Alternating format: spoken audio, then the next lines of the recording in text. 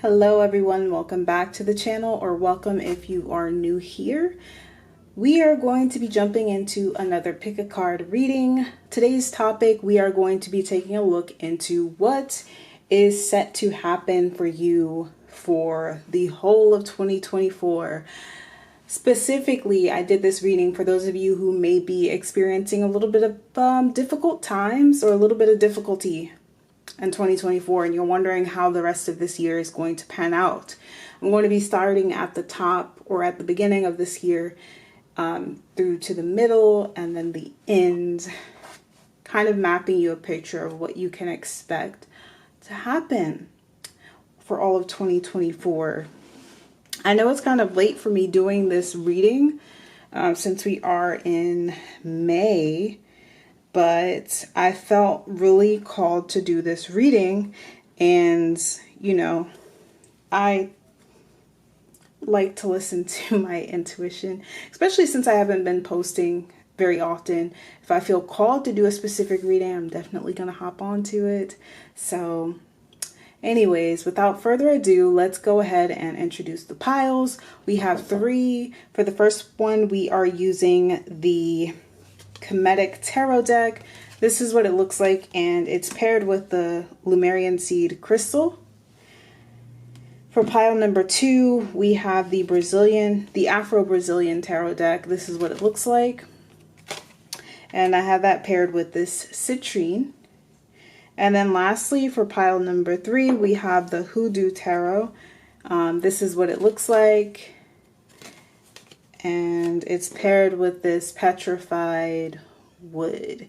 If you need to pause the video to meditate or reflect on which stone or pile of cards calls to you the most, then take a second to do that. But we're going to go ahead and jump right on into the reading.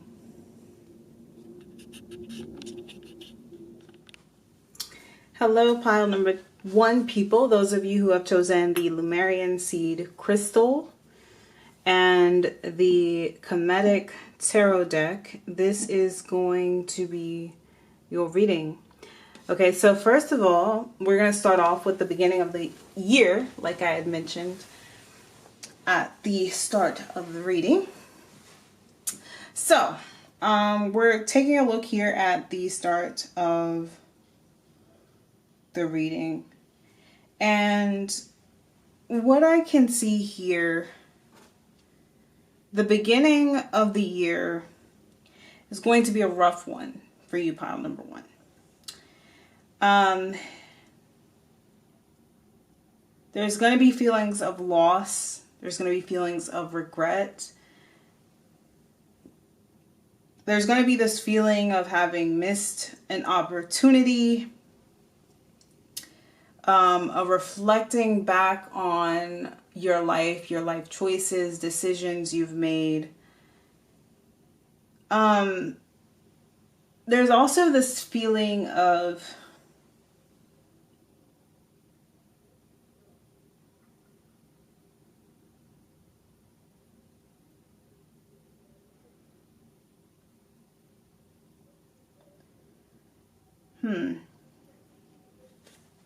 For some of you guys, there may be some conflict with people around you at the start of the year.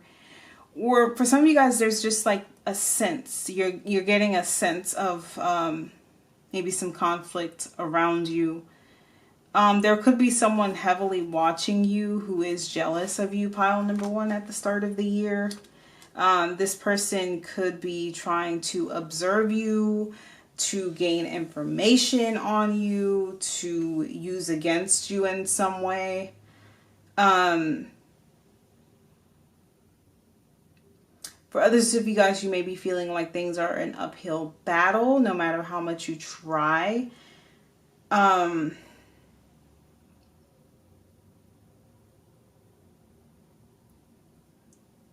Interesting.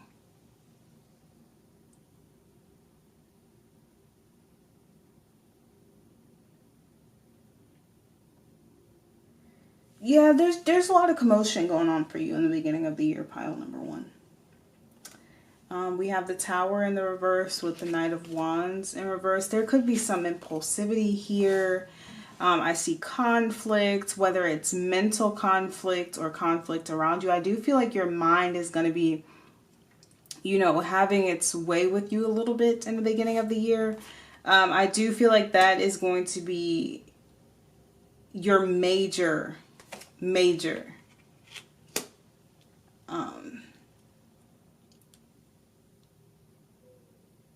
challenge at the beginning of the year. Sorry about that. As well as this, you know, emotional loss that you may be feeling.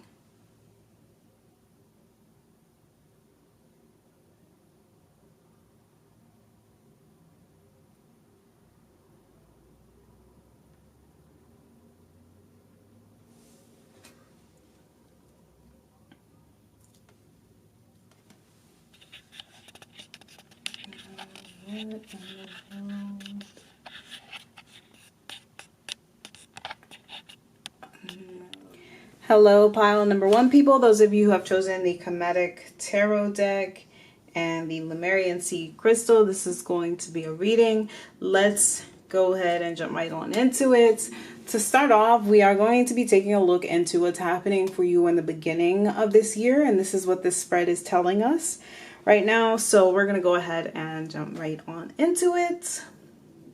So, guys, pile number one, I can say that the beginning of this year, which is no surprise because I feel like what is drawing a lot of you here is the fact that your 2024 did not start off well, is not going well, or hasn't been going well since the beginning or the start of this year. So what I'll get into, pile number one, is, you know, I feel a lot of anxiety coming through this reading before I even started reading. For you guys, I kept getting anxiety. I kept getting mental blanks. I couldn't focus. And then I got worried. You know, why aren't the cards speaking to me? You know, what's going on? And then Spirit kind of pointed me in the right direction that a lot of you guys in this pile, first of all, I heard intuitively that some of you guys, you have people around you who may be stalking you. This Page of Swords here, who may be watching you, evil-eyeing you very heavily, okay? And I'm not saying that to scare anybody, but you do have a group of people who are, at least one person, who is sending you negative energy. Okay, and the reason why this person or these people are sending you this negative energy is because they see you as someone who has a lot of potential, a lot of creativity, a lot of color. You're very vibrant. Your personality is very lively. You light up any room you walk into, okay? You have a lot of drive. You have a lot of ambition, a lot of get up and go power, okay? And there are some people around you who are extremely jealous of this, whether they are consciously aware of this jealousy and are taking time to reflect on this, or it's a subconscious thing they haven't addressed yet within themselves. But if you started off this year, or you have times within this year, even right now, where you are feeling at a loss, where you are feeling down, where you are feeling regretful, remorseful over your life and questioning your decisions and your path in life, understand that it may be time to withdraw from crowds, okay? Protect your energy, do things to protect your energy and shield off negative energy. Because I'm going to tell you, the intent of this evil eye, for some of you guys, it could even be like full out, like people preying on your downfall, you know, or people doing spell work and energy manipulation, or even just the energy of manipulating other people's opinions of you, gossip, slander. You can feel it when you walk into a room, and Spirit is saying, don't ignore that. But also don't allow it to get you down, okay? Understand that the only reason why this is being done is because people can sense your greatness and they don't want you to recognize it, Okay, they don't want you to fully step into your power. And so if you've been feeling blocked, if you've been feeling anxious when it comes to setting goals for yourself and sticking to those goals, if you've been doubting your goals, if you've been doubting yourself in general, you're doubting your abilities, in any way, shape, or form. It doesn't matter what you're into, what you do for a living. It's kind of like this energy of suddenly beginning to doubt yourself. Okay, understand that that's not you and it's not true. And so what I was getting with this Five of Swords, not only is it people, but these people are sending you mental attacks. They're wanting you to be in your mind. They're wanting you to be conflicted within yourself. But the fact that it's in reverse, pile number one, is letting me know that even if you feel this way, the people who are doing this don't know that they know that they're not being able to affect you, or if they are able to affect you, they don't know that it's not affecting you, if that makes any sense. So they're seeing you as being unbothered by this energy they're directing your way, whether it's, like I said, whether it's people clicking up and talking bad about you, purposely doing and saying things to make you feel uncomfortable or unwanted in a situation. Understand this is all, it's been put together. It's a ploy, it's a plot, it's a plan. And just understand that when you're powerful, people have to use other people to take you down. They can't face you on their own. They can't say these things to you on their own. They can't even say it to your face as a group. So that just lets you know the type of people you're dealing with, and therefore you shouldn't feel bad about yourself. You shouldn't doubt yourself. You shouldn't doubt your abilities. And Spirit is saying the only way to combat this is to have confidence, to show up as yourself, down, to not apologize for being yourself, and to continue to show up. Even if you don't feel the best, fake it until you make it. Okay. I'm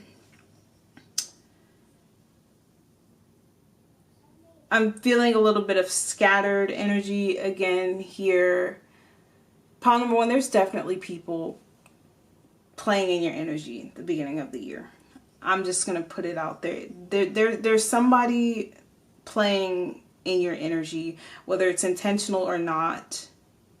And it's caused you to feel loss, like actual physical loss, like you've lost something or you're going to lose something, insecurity, and your abundance and your security. And the reason why I'm saying this is because when I was reading the guidebook for this card, it mentions how this guy is so focused on his loss. And I believe I got this in another reading too. But before I get into that, in the guidebook, it's talking about how he's so focused on his feeling of sadness and loss in this moment that he's forgetting that he has this nice home behind him, and this boat is floating so freely on the sea, and he has this abundant life. He has this home and security, and there's these two aunts behind him, but he's unable to focus on those things because he's focused on what's been lost or perceived to be lost. Okay.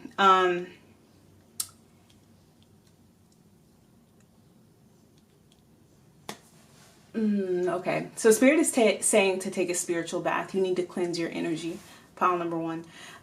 But going back into this card, and like I was saying, I had gotten this energy in another reading where it's like somebody or a group of people wants you to be so focused on what's not going right in your life that you miss out on what is going right in your life, or what could potentially go right, like this opportunity, this life behind you. Okay. They're wanting you to be in your head, feeling insecure, and insecure, financially insecure within yourself, so that you're not able to take on opportunities that could potentially land you in a better position. It's giving me a very FUCK energy. Like there's somebody or some people around you who want you to be stuck. Okay. whoever or whatever this is, you could be very reluctant on letting these people or this person go. Whoever this is, the Spirit is saying to describe this person with this Knight of Wands in reverse for some of you guys. This could be someone very arrogant, someone very impulsive, someone with a temper, someone who doesn't think before they act or speak, someone who does and says things with the intention to hurt other people. This person is trying to cause chaos in your life, okay? Spirit is saying this person doesn't have their own direction, and so they don't want other people to have direction, and this person will literally stop at nothing to destroy other people.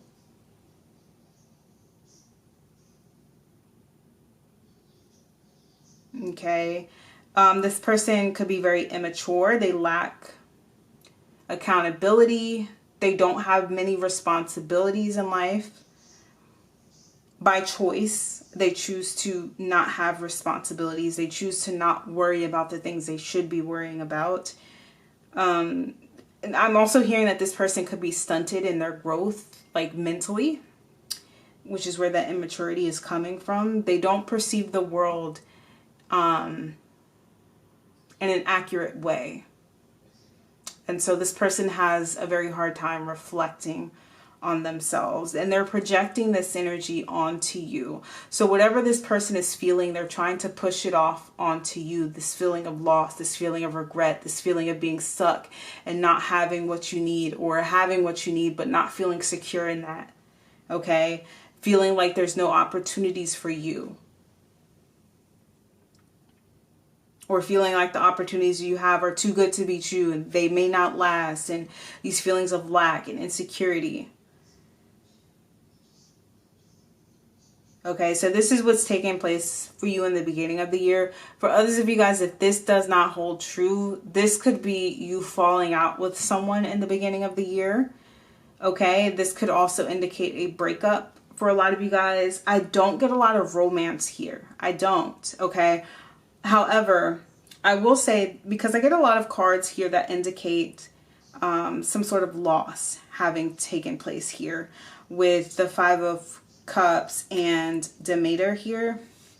I'm not sure if I'm pronouncing that correctly. I'm very sorry if I am not. But this card here speaks to loss, as well as the Tower, and we have the Forgiveness card here. For some of you guys, I'm feeling like this may be like a loss of self, okay? For others of you guys, it may be a loss of self, as well as a group of friends or family members that you thought were on your side or in your corner who you're getting weird vibes from, okay?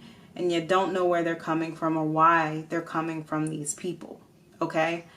They don't want to see you win, okay? And I feel like it's really one specific person for a lot of you guys, but they've been able to kind of turn other people against you through spell work or manipulation. But this person, I feel like, also wants you to feel very isolated and alone, because that's what they feel.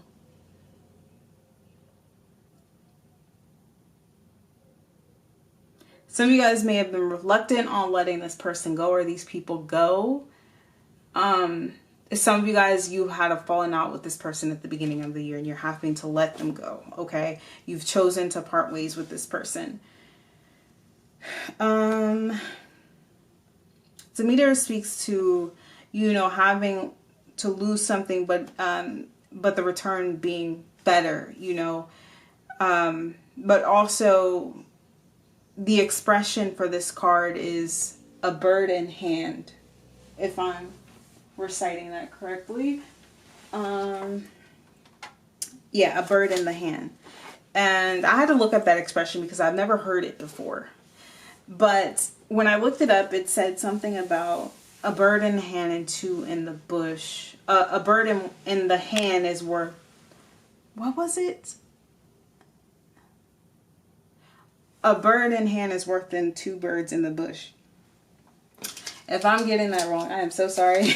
Maybe just look it up yourself. But I'm going to get to the core of what the message means anyway. So the whole central point of that expression is you don't want to risk losing what you have in search of something more. But not in a sense where it's like you're in your comfort zone and you're afraid to take risk, but it's more so like not being grateful for what you already have and then losing what you have in search of something more when you've already had everything you needed. And that takes me back to that Five of Cups where he's reflecting on this sadness and he's focused on his suffering, but he's not realizing that he has that home behind him, you know, on that boat on the water. He can literally go anywhere with the boat, right? But he's choosing to stay stuck. And yeah, for a lot of you guys, I feel like that's you in the beginning of the year. Okay. Nonetheless, it doesn't stop the fact that you are this powerful person. Pile number one. You're very imaginative. You know, even when you're feeling down in the dumps, you can still imagine better times for yourself, a better life for yourself. And that's very powerful in itself, because that's where manifestation starts, is the mind, the imagination. If you can't imagine it for yourself, you can't achieve it. You can't have it, because it starts from there. And I feel like there's a lot of imagining for you guys in this pile, for pile number one, imagining better times, because I feel like at the beginning of the year, it's not going to be that kind to you guys, or hasn't been that kind to you guys. And I feel like your internal world is really the safest place, or like the only place you can escape to in the beginning of the year. Okay. The snake also speaks to the untapped creative potential. Okay. So the beginning of the year, you're for some of you guys, you're panicking, you're having anxiety, you're having doubts, you're having insecurities. But you have this wealth within you. You have this abundance within you that can, you know, translate into the physical world, into everything that you are imagining and desiring for yourself. Okay. We have the collaborator, and Spirit is saying anyone who does not see your greatness doesn't deserve to be a part of the life that you cultivate for yourself, that you are cultivating for yourself and will eventually reap in the future. Okay? Because you are someone who means well for people, genuinely. And so for people to go out of their way to make you feel something that you would never do to them, is madness. Spirit is saying it's madness. But those people will learn the lesson that they're meant to learn from this situation or this person. Okay. Those people who take you for granted. Okay. But you're having to learn to forgive yourself. You're also having to learn to forgive those who trespass against you. Okay. Fix yourself back up and go back out there. I will mention as well that this is a 45, which reduces to a 9. And then Demeter is Virgo, which is represented by the month of September, which is also another 9. So there is a lot of energy of you being solo at the beginning of the year, kind of wishing on a star, imagining a better life for yourself. I'm hearing anywhere but here, you know, and that doesn't have to be just physical, but, you know, our emotional state, our mental state, feeling alone, like you don't have a community, like people are against you in some way, shape, or even if they're not saying it, just sensing the energy is off in certain environments, or just feeling like you don't fit in, you know. Spirit is saying it's not you. You know, anyone who takes the time to get to know you will understand that you are a decent human being, and decent human beings aren't, you know, they're not that common these days, unfortunately. But for some reason, you know, and I can't be the only one, but I feel like people are becoming more and more low vibrational. Okay. The people who are on the low vibrational are becoming more low vibrational, and the people who are high vibing are becoming more high vibrational. But I can't help but notice how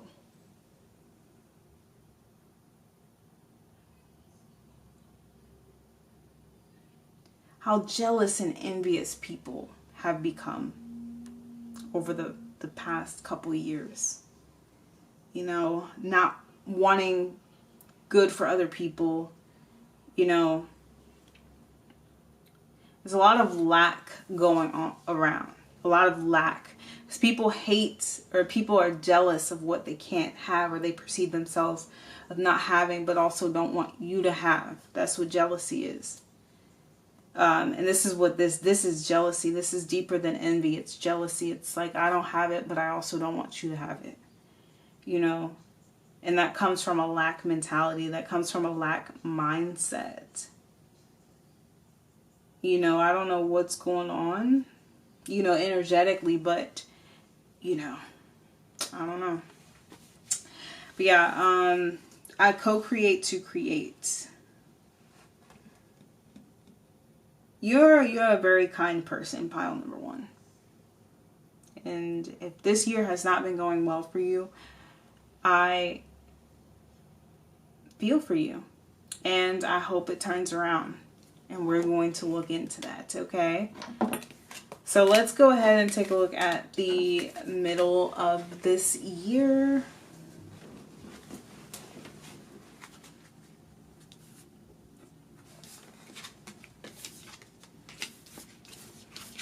But also, I was going to mention that September may be a very important month for you guys this year. September.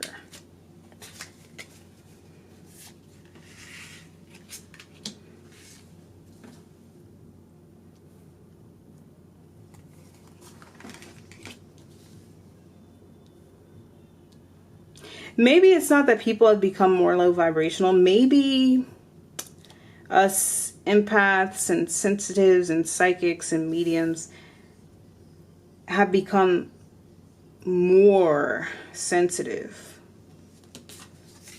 Maybe our gifts are growing, and certain things that we may have been able to overlook in the past are kind of becoming more blatantly obvious. But also, I'm a believer that when it's time to remove ourselves from certain situations, the universe, God, source, creator, whatever you believe in, will kind of have this way of making you extremely uncomfortable to the point where you have no choice to walk away. And that may be kind of what's happening for you in the beginning of the year.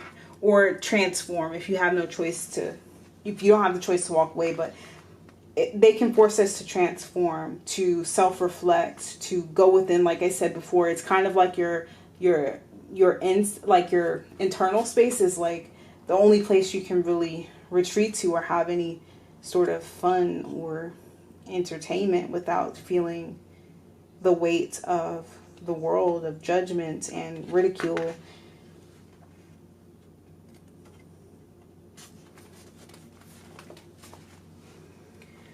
Okay, so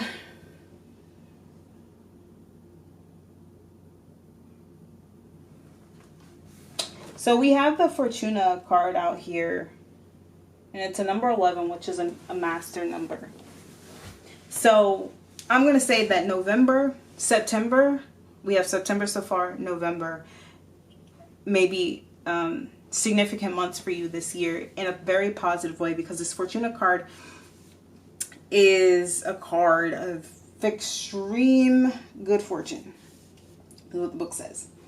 But this is also could be happening in Leo season, August.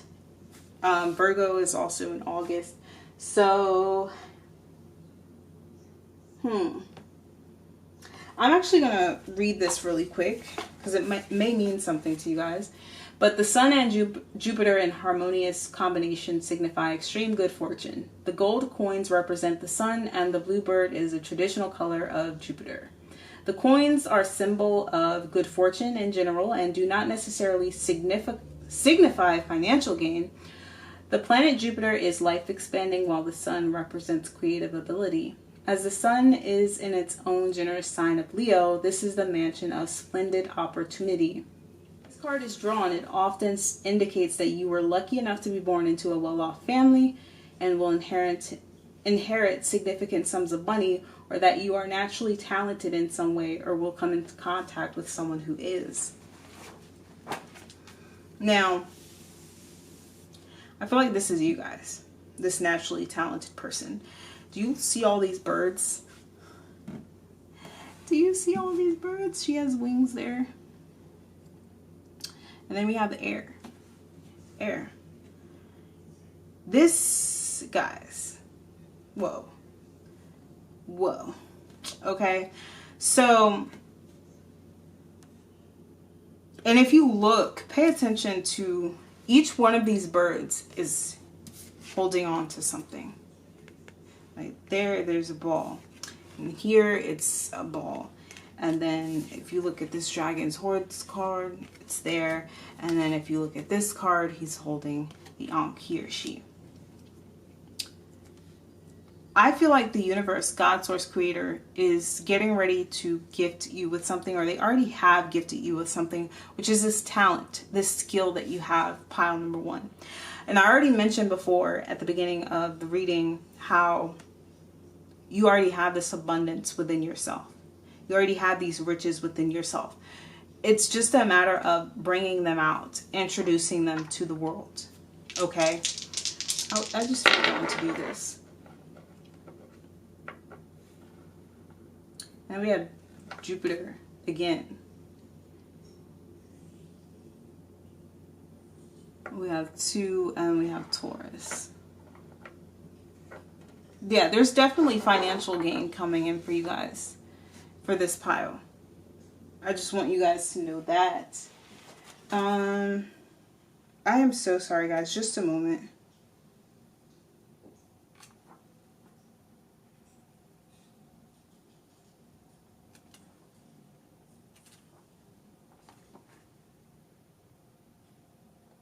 Yeah, that's interesting. You have Jupiter. Oh, sorry, where did it go? Jupiter. And that's blue. They said that blue is the color of... The bluebird is the traditional color of Jupiter. Interesting. And that's where we got Jupiter.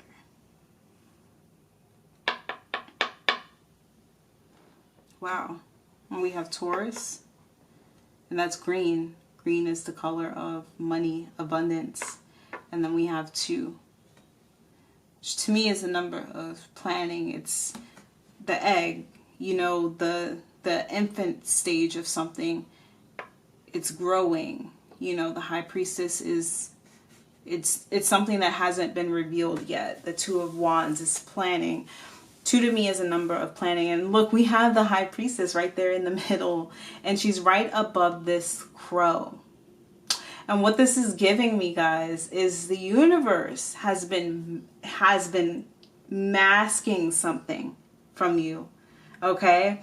And they're saying it's purposely to get you to see something. And I'm going back to that message I got about how not everybody can go with you.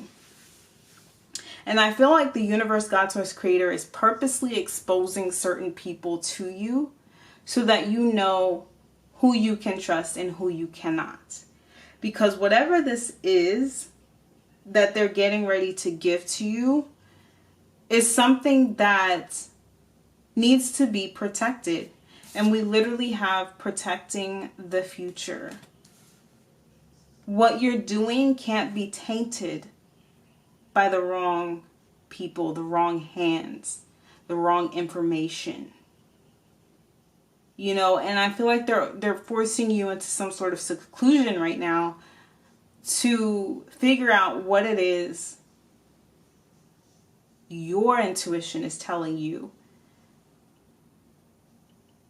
Okay? Now, getting into the cards.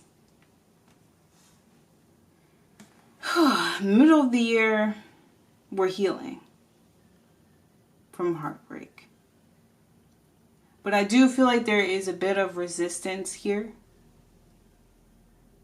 Reluctancy to see something the way it needs to be seen as it pertains to how we're feeling in our heart space, in our mental space.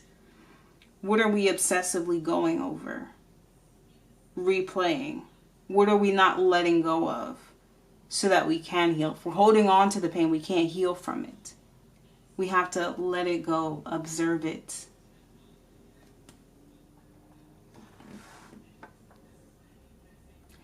But I'm just seeing something like you're going to be blindsided by whatever this gift is.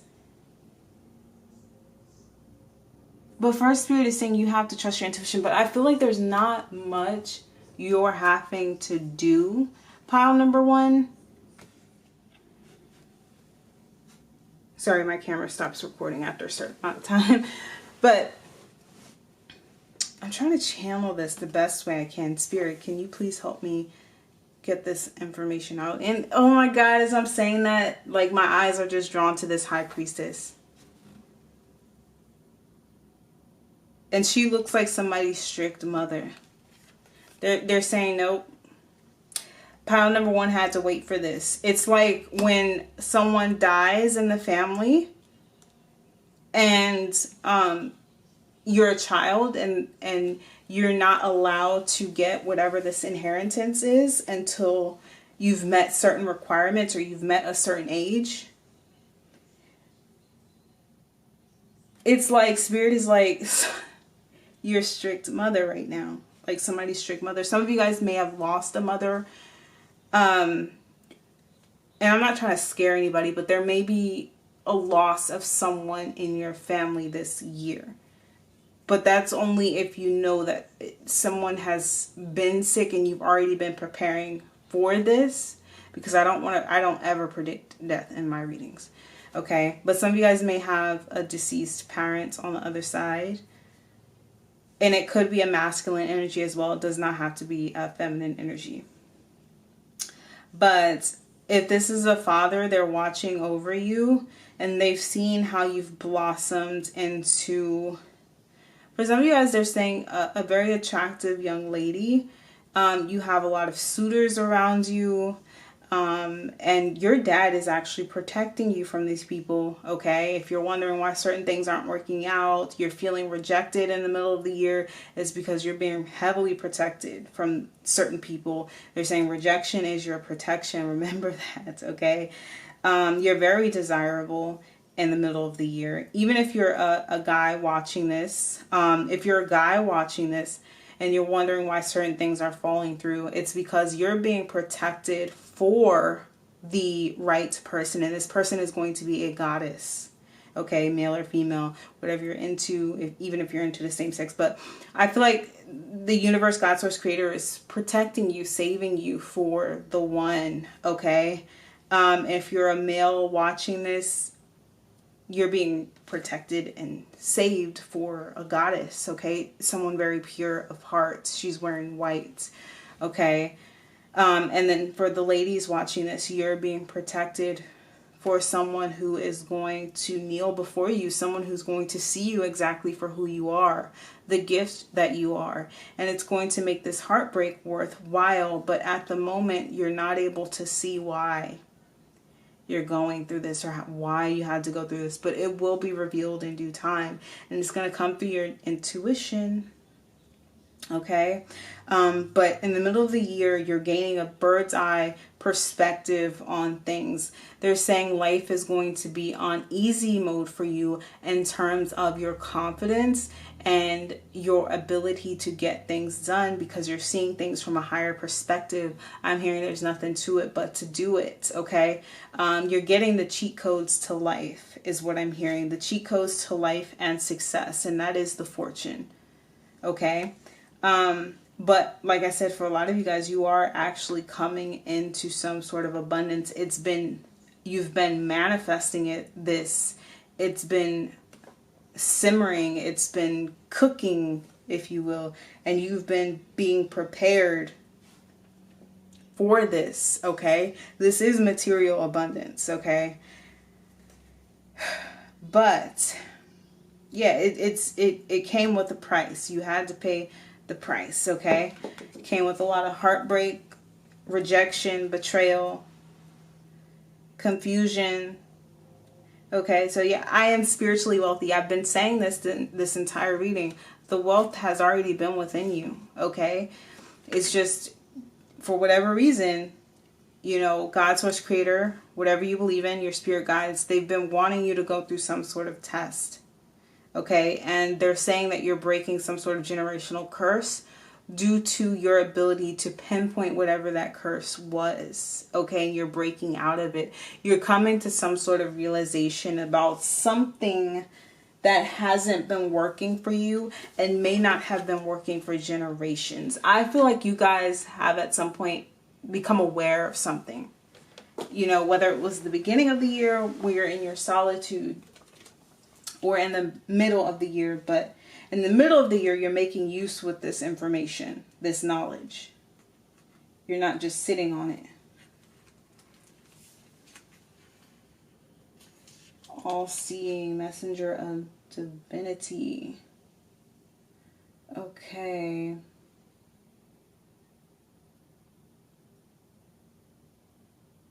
It is said that the hawk carries news upon its wings and is sent from divinity itself to deliver it. The message should not be taken lightly. Though it may seem small or insignificant, it will eventually redirect your course. This keen-eyed bird has the ability to see every little detail as well as the bigger picture. When this card appears, fate has its eyes on you and the winds are shifting. Guys, this reading is powerful. Okay, that's the hawk. We got the eagle. Why am I reading the hawk? Okay, so all-pervading power, truth seeker, transforms karma. But we're still going to keep that hawk message because that may resonate. The noble eagle emanates the light of the sun. This great bird is both physically and spiritually strong and represents mastery over the elements of fire and air. When the eagle appears, you'll be thrown into the karmic fire for the sake of your transformation. What have I been saying? The eagle pushes us to be our best and brightest selves and stops at nothing to see us shine. Grasp the sun in your talons and hold on for the ride. You are stronger than you think, eagle child. When in balance, it's bright, radiant, and challenges. And that is the last of the air element in this book. So the crow is spiritually strong. It's creative and watchful. There we go with that creative energy again, especially with the mystic as well. A crow personality is drawn to the supernatural and has a gift for seeing the unseen, knowing the unknown. It is said that the crow holds within its mind the three realities, past, present, and future. Crow energy is potent and should only be tapped into when the mind is clear. Those with crow tendencies must balance their lives with a healthy diet, joyful friends, and regular self-study. When in balance, it's psychic, strong, and clear. Now, I'll go back again and say this. That beginning of the reading, how the energy has shifted, guys. Yeah, we have the Three of Swords and the Ten of Swords here, but we also have the Temperance and we have the High Priestess. So, at the beginning of the reading, I got so much negative energy around you guys, okay? And what the crow says, because you guys, I feel like, especially with the High Priestess here and the Mystic, you guys, and the Dragon's Horde here, are someone who is very sensitive to energy, okay? And like the card says, it's very important for you to surround yourself with joyful people, joyful friends, people who like to laugh, like to have fun, like to see other people laugh, like to see other people having fun. And stop spending your time with people who may, even if they don't say it directly to you, put a damper on that. You know, when they come around, the vibes go down. you're questioning yourself. You go home, and I'm speaking from experience because this has happened to me before. After hanging around certain people, you get home and your energy is just so down. You don't know who you're looking at in the mirror. It's like, am I a bad person? And it's not necessarily any interactions that you may have had with those people. It's just the energy rubbing off. You know, when people see you negatively or talk negatively about you or super judgmental of you, that energy is going to rub off on you. You don't want to be around people who drag you down, especially when you are this bird, okay? So let's go ahead and get one of these cards because I forgot to get one for the middle of the year. What is pile number one's soul lesson in the middle of the year? Health. I will honor the physical vessel that enshrines my soul. This card also mentioned healthy diet.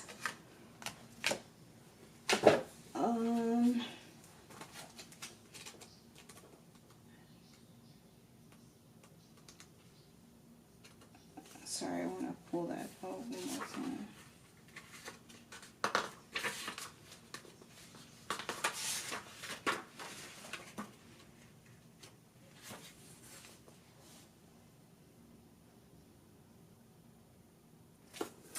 Yeah, so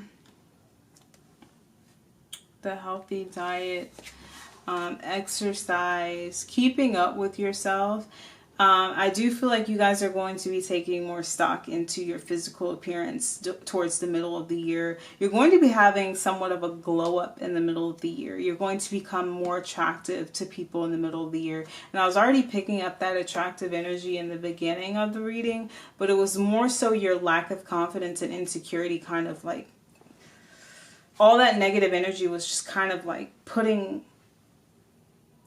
it was kind of like dulling it down, if you will.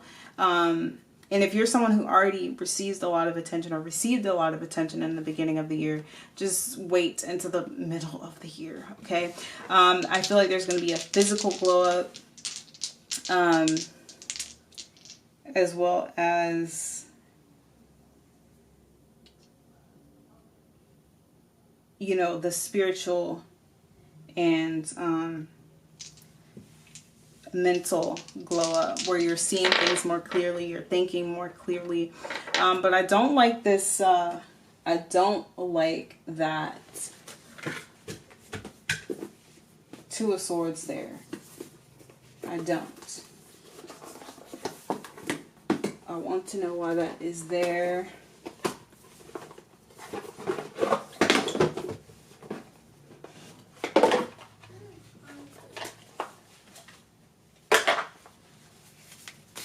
Okay, so let's take a look at why this Two of Swords and Three of Swords is here. What is pile number one that I'm looking at?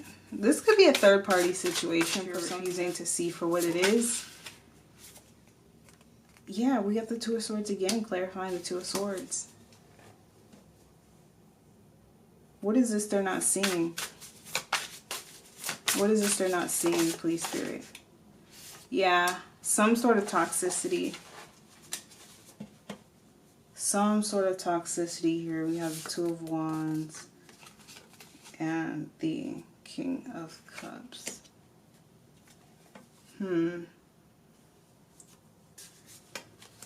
Capricorn.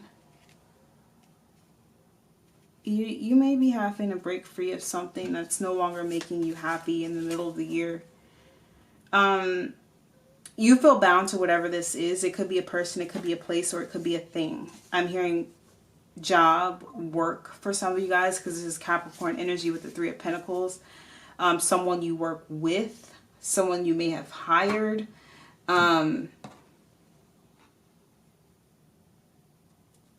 There's something that is, it's not making you happy, pile number one. And you see so much more for yourself, whether this is a relationship, a person, a place, a friend group, a thing, a job, a hobby that's no longer fun. It's something that may give you stability with this devil here. It's Capricorn energy and the Three of Pentacles, but you want more with this Two of Wands and the Fool card. You want something more emotionally fulfilling. And I feel like during the middle of the year, you're going to be getting more information on what this is. Okay, it's going to become very clear to you, and I feel like a pathway forward may be revealed in the the middle of the year. Okay, a pathway forward out of this situation, whatever it is. I'm hearing a debut for some of you guys. You're debuting something. For some of you guys, you're debuting yourself to the world, okay? You may be putting something out there to be consumed by other people. But ultimately, though, you're gaining clarity on something that's not making you happy. But I don't feel like you're at the point in the middle of the year where you're completely ready to walk away from this thing, because we still have the Two of Swords. Whatever this is, pile number one, it's not making you happy.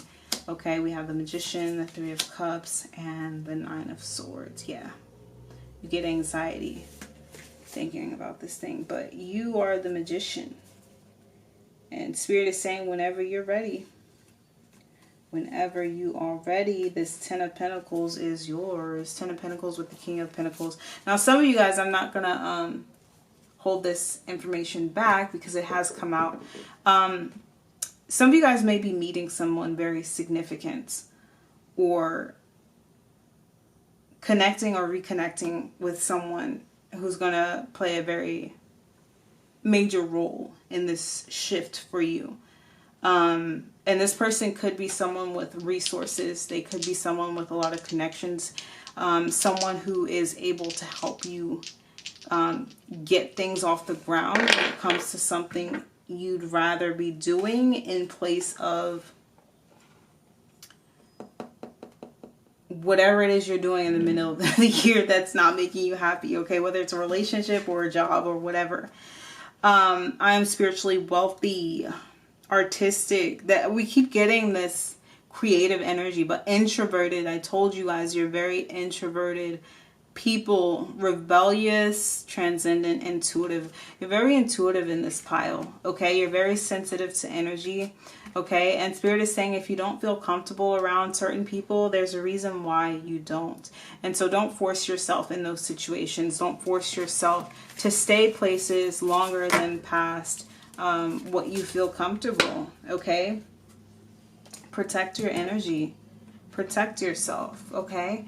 Now I'm going to mention again that I just rolled these dice and the same thing came out, only before we got the 2 and now we have the 6, which represents harmony. And then we have the 6 of Cups here. Some of you guys may be reconnecting with a soulmate or meeting a soulmate, but I get a strong sense that there may be a significant ship that comes into play here. We have a lot of 3s that did come out with this Dragon's Hoard, protecting the future. This is protecting something that you've already planted, but also protecting your own energy, because not everybody can have the keys to you. Okay, not everybody should have access to you. Not everybody should have access to your time. Time is money. Time is wealth. It's pretty much the only thing we have here is our time. Okay. And we want to make good use of it. What are we choosing to spend our time on? Who are we time on? And is it reciprocal? Is it giving us something back worthwhile? You know, some of you guys could be connected with a Taurus, or you could be a Taurus yourself. We have Sagittarius, we have Pisces, and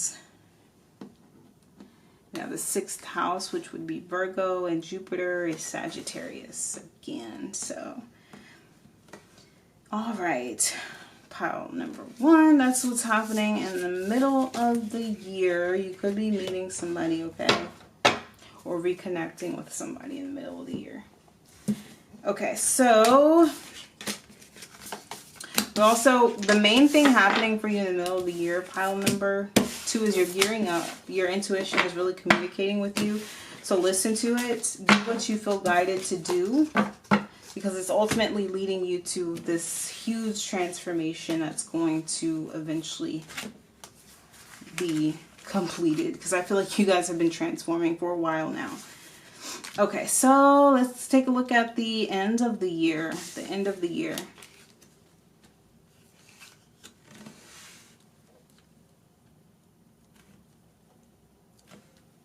What's happening at the end of the year for pile number 1? Ooh, we have a lot of green again. A lot of green. Look at that. I feel like you guys are going to get some money by the end of this year, okay? We're looking at September through November as significant months for this money to be rolling in for you, okay?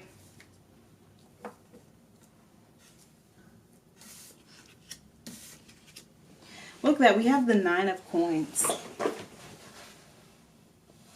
And I feel like you guys are gaining a new perspective on money, to be honest. Like I mentioned in the beginning of the reading, it was almost like you felt paralyzed. You felt like you couldn't go after these things. You felt like you couldn't attract them, or if you have them, you felt like you wouldn't be able to keep them. There's no way, right? I feel like this is something that's generational. It's karmic. People in your family may have struggled with money. This is something that has gone on for generations. And I feel like that's something that you've become aware of in the middle of the year, or it's something that you begin acting on in the middle of the year. It's, you know, and it ultimately leads you into this energy now where you're now collecting the money, you know. Look at that. We have Taurus. We have 11 and... what is this? Is that Neptune?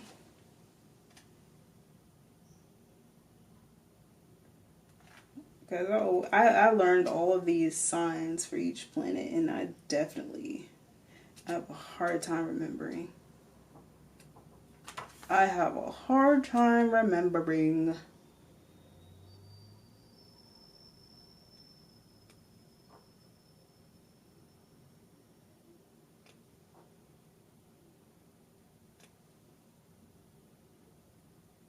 It doesn't help that I keep taking breaks either.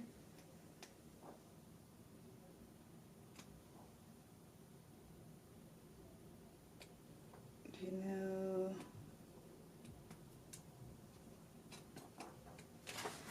Okay, I'm not going to dwell on that too much. Okay. Oh, I know what that is. It's North Node. North Node.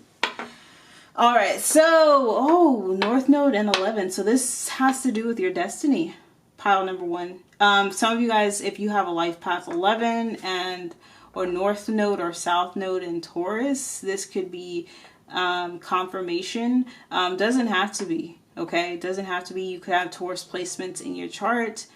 But what I'm ultimately getting is 11 is a master number, and then the North Node has to do with our destiny. So this has to do with your life purpose. And I feel like part of your life purpose is to experience luxury. I'm just going to put that plain. And for some of you guys, it's stardom. Some of you guys are destined to experience some sort of stardom in your life. Stardom. You're too big for your environment. I feel like you're finally escaping whatever this toxicity was. I feel like for some of you guys, it's this karmic cycle that you're escaping. This energy of feeling like it can't be done or it can't be maintained. Good things don't happen for people like me. Good things don't happen for people in my family, from where I'm from.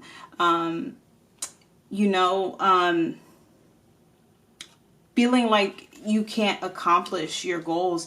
You're moving away from that. You're turning your back on that. And you're now seeing the possibilities for yourself. I feel like you guys started off in a very dark place at the beginning of 2024 where you weren't able to perceive opportunities. Okay. And eventually towards the end, you shift into this energy of, finally reaping your harvest, reaping what you've sown, which is this very good energy that I was picking up on since we started the reading. But then we have the Six of Cups here. And what I'm getting with this is it's right smack dab in the middle. And we got the Six of Cups during the middle of the reading for what's going to happen in the middle of the year.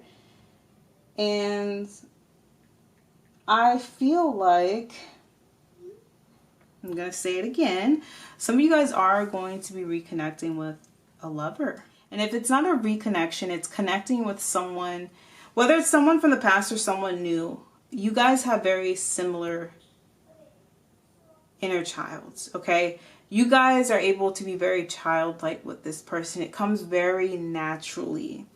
It's like two kids in a sandbox. Your inner childs really speak with each other, okay?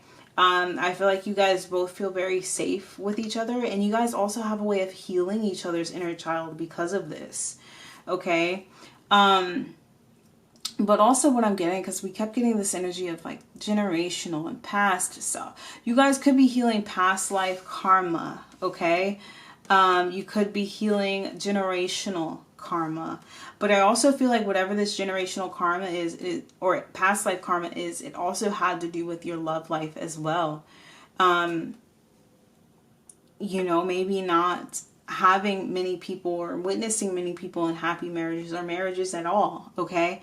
To now shifting into this energy of imagining everything you can have for yourself and realizing that just because it has happened in the past to other people, speaking on negative things, doesn't mean it has to be set in stone for you as well, okay? That you have the power and the opportunity to change that, okay? Yeah, it's like your birthright, okay? I do feel like there's somebody coming in for you guys. This person is very attractive. Very attractive. Male or female, they're very attractive. But the masculine energy in this is going to be very attentive to this feminine energy. But I feel like it's well earned, because I feel like whoever this feminine energy is in this reading is someone who is very nurturing and very giving herself. And so I feel like you're attracting a masculine energy who is going to be receptive to this energy that you are putting out, okay, and wanting to give to you, wanting to protect and provide. Or if you're a male watching this, doesn't matter if you're in a male or female body, but if you're a masculine energy watching this, this will be a feminine energy who is very nurturing and attentive to your inner child. This person speaks to your inner child, okay? They're very healing. They have a very healing essence, okay? With the World card here, I do feel like you and this person are destined for some greatness here. I do. It's giving power couple if this is to do with love. If it's not, guys, don't fret. Don't fret.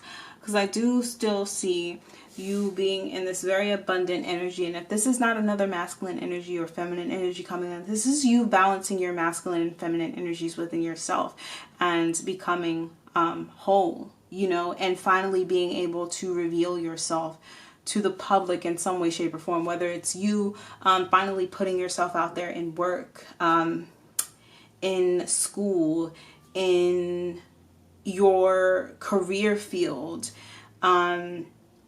if you are someone who is in pursuit of a career in the spotlight, finally deciding to put yourself out there. And this is coming from a place of confidence, being confident, fully confident in yourself and your abilities. And this has come from, you know, trials and tribulations, and then having that sit down with yourself and self-reflecting and dissecting the parts within yourself that aren't making sense, that need to make sense for you, and finally figuring it out, okay? So, you know, we had Fortuna in the middle of the reading, and now we have the Fountain, and those two cards are right next to each other, and they both have very positive energy. Fortuna speaks to, you know, good luck, good fortune, but the Fountain speaks to sharing your gifts. And what I was telling you guys this whole reading was that wealth lies within you. Okay, and it's just a matter of translating that into the material world. And I feel like for a lot of you guys, it's through sharing your gifts. Okay, through sharing your wealth, which is your spiritual wealth, you are going to accumulate material wealth. okay? And I don't feel like that's very important for all of you guys, but I will say that a lot of your guys' destiny is connected to your speaking. We have Mercury here. Is that Mercury or Venus? No, that's Mercury. And we have Mercury here, the communicator. Words have power. Guys, if you aren't praying or speaking words of affirmation over your life now, this is your sign to start doing that.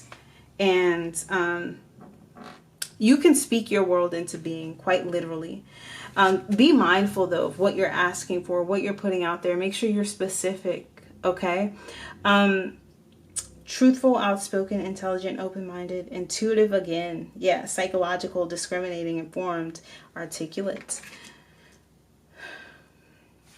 And then we have resourcefulness, and that is a 29, which reduces to an 11, which is, again, that master number there. Look up that number, guys, 11. What does that number mean? Hold on, guys, let me look that number up.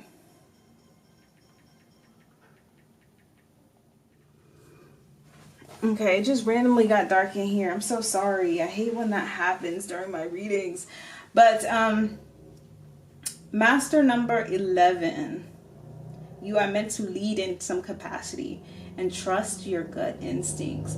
You are very psychic and an old soul. That's if you're a master number 11. However, I feel like because that number has shown up so many times in this reading, I feel like whether or not you're a master number 11 or not is kind of irrelevant. I just feel like that number, that energy is just very powerful and present here. I feel like you guys are meant to lead pile number 1. And I feel like you are going to begin that journey by the end of the year. And I feel like you're going to be reaping some sort of material harvest by November at the very latest. I feel like your life is going to be transformed financially. And I feel like for some of you guys, this does include some sort of spotlight, some sort of stardom, whether it's in a workplace or online or the public eye in some capacity, in some way, shape, or form. So the Fountain card says, if you draw this card, you must accept responsibility for your own talents and use them for good of yourself and others. This card urges you to believe in your own many and varied abilities and their worth to other people. This Mansion card signifies recognition of your own creativity by yourself and others and indicates a sudden surging in the powers of your imagination. We literally got the imagination card at the very beginning of this reading. And I just posted this song, this future song, on my story on Facebook. I know most people don't use Facebook anymore, but I just posted the lyrics to this song. The name of the song is Overload. It's by Future. But what stuck out to me in that song, he says, came from the bottom, you imagined this. That's manifestation, guys. And you may think that daydreaming is, you know, a lot of people may say daydreaming is a waste of time. But for me, that's where we're most alive. That's where we're most ourselves, is our imagination. Okay? And that's where ideas are born. That's where change can begin to be made in our lives, from our imagination. It has to start from somewhere. It doesn't just automatically come to being, right? And 3 is a number of manifestation. We've been getting a lot of 3s. We have the 3 of Wands, and then we have the World card, which the World card literally signifies the end of a journey. Okay, and I feel like with it paired next to the 7 of Swords here, it's the end of you allowing yourself to be lied to, whether it's from yourself or other people, not perceiving yourself correctly, lying to ourselves, wearing a mask, being afraid to show up as who we are, and finally overcoming that and deciding to show up unapologetically as yourself. Now, I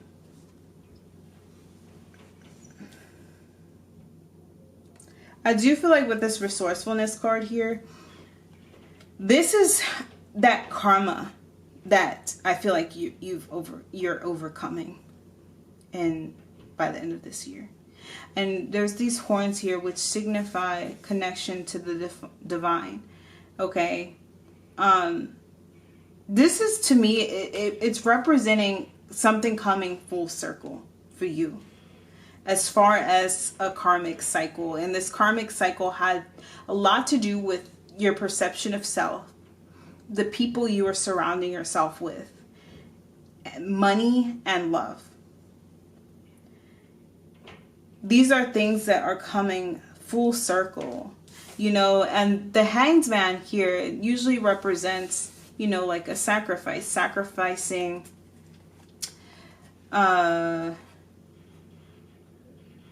in order to see something from a different perspective, or to get towards some sort of end goal, right? Making some sort of sacrifice somewhere to get to some sort of end goal. But it's a 3, and we have 21 and 12, and we've been speaking about 3 all this time. This is a 9, which 3, 6, 9. Wow. We have 15, which reduces to a 6. We have the 6 of Cups. We have the 9, and then we have the 2 3s here. Look up 3, 6, 9 in your spare time, guys. But the thing about 3, 6, 9 is sorry, I can't speak. If you add them to each other, you're always going to end up with 1. You're always going to end up with a 3, 6, or 9 when you add or subtract or multiply 3, 6, and 9. The end number is always going to be a 3, 6, or 9 when you reduce it. Even if it's a large number, when you reduce it, it's going to be a 3, 6, or 9. Try it out for yourself and you'll see. But it reminds me of this quote from Nikola Tesla. I don't know if he actually said it, but it was a very popular quote at one time. It said, if you know the power of 3, 6, and 9, then you understand the mysteries of the universe, or something along those lines. And what I was getting in the middle of the reading is how you're unlocking the key to the universe, how life works. A very powerful tool in the middle of this year, and you're going to be putting it to use in the middle of the year, and it's eventually going to land you by November, October, September, for some of you guys, in a different financial position. And I feel like it's a position that you have imagined for yourself, you have seen it, but because you were in that energy in the beginning of the year of not thinking it was possible, finally seeing that it is possible. And you're going to have everything that you've ever wanted. I do see love coming in for a lot of you guys. I do see it. And it's a very powerful and deep love. It's not just a fly-by-night type of connection. It's something that's very deep and meaningful. And I feel like you guys are meant to be with this person that you end up connecting with at the middle to the end of this year. I feel like you end up connecting with them in the middle of the year, and it ends up growing into this abundance by the end of the year. I feel like you both are overcoming some sort of karmic cycle, individually or together, and coming together to live this healthy, balanced life with each other. I feel like there's a lot that both of you guys have to let go of, or had to let go of, in order to get here. And I feel like that's where that sacrifice is coming from. Okay?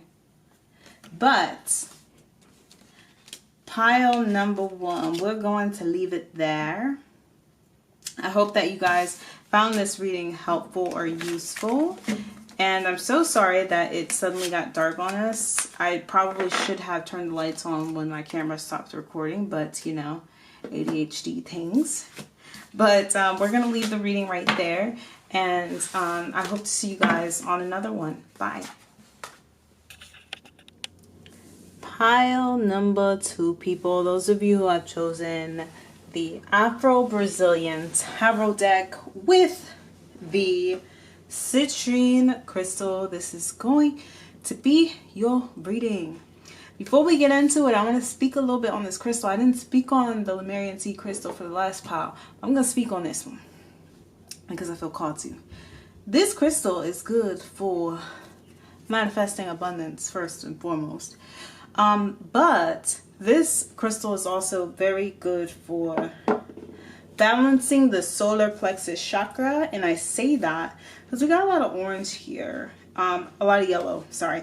But we have a lot of yellow and orange here. But the solar plexus chakra is connected to,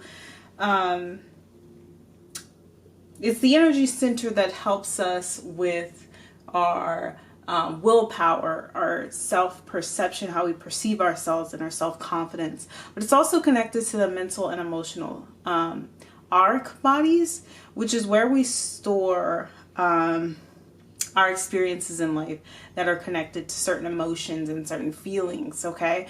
And if we have a lot of blockages or a lot of holes in that area of our auric field, it can open us up to be receptive to a lot of low vibrational energy that can taint the way we see ourselves, that can taint our willpower and ability to go out and do for ourselves and create for ourselves, due to a lack of self-confidence, due to our distorted perception of self, which imbalances the solar plexus chakra, and it's dull. And I'm seeing you guys, I'm seeing a dull solar plexus chakra for this pile.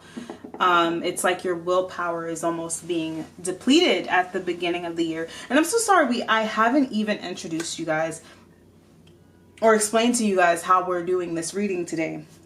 These cards that I have in front of me right now are cards to help me pick up on the energy that you'll be experiencing in the beginning of the year. We'll then go into the middle of the year, and then we will conclude with the end of the year. So this should paint you a picture of what you can expect to experience during the duration of 2024. I like to dive into the beginning because I know a lot of you guys have been drawn to this reading because the beginning has not been that nice to you. And so I want to tap into that energy because it's going to help make sense of the bigger picture at the end. Okay. But it's also going to help with giving you some sort of confirmation that you are in the right place and that this reading is for you. Okay. So there's a lot of heavy energy here for you guys, pile number 1 in the beginning of the year. We have the 10 of Wands, the 5 of Wands, the King of Swords, and the 5 of Cups. And what I'm getting with this is you guys are trying to use your logic and intellect to navigate your way through a situation that is a little bit tricky for you. You could be fighting a lot with the people around you. There could be people competing for your attention, competing for your time, your resources, and energy. Okay, and it's created a burden on yourself. Okay. I feel like a lot of you guys are tired of praying. I'm hearing somebody's tired of asking God to pull through for them. You're feeling like your prayers are falling on deaf ears, but they're not. And I'm going to tell you why. Beginning of the year, guys. And I almost wanted to say Taurus. So some of you guys could be Taurus, okay? But in the beginning of the year, you guys are fighting against the currents, okay? And I just read a quote today. It's actually a Bible passage, but it went something along the lines, and I don't want to do any injustice to the passage because it was very powerful, very moving. I may post it on my community board, but it says something along the lines of you can't serve two masters. If you are people pleasing, you can't be pleasing God at the same time. You can't please God and please people. Okay.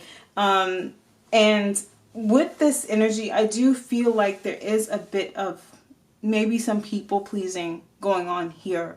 Maybe tiptoeing around people, certain people, to avoid conflict. But the conflict seems to arise anyway. Okay. And kind of just not knowing what to do, where to turn, not knowing where to put this burden, because I feel like for a lot of you guys, it feels so heavy. Okay.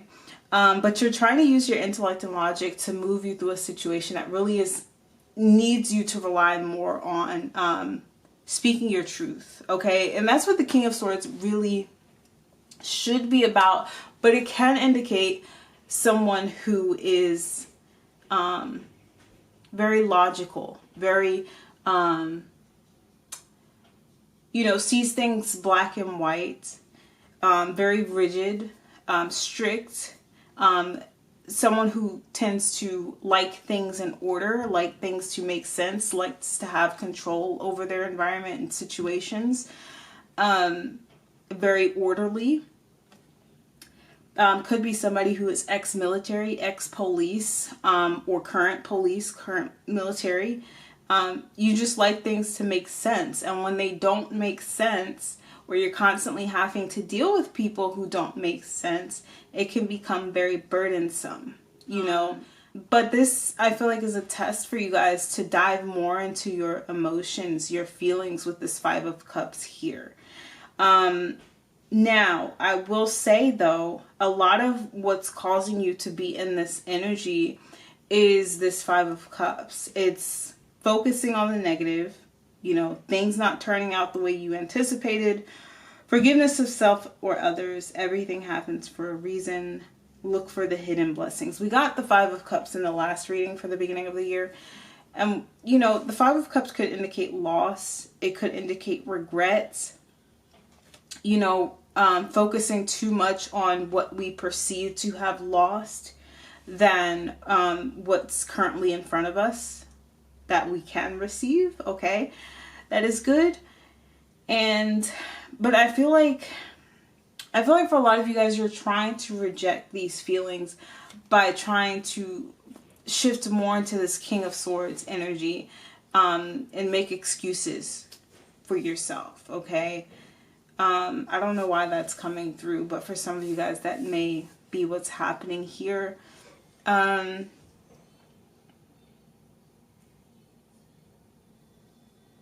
just heard something, but I don't know.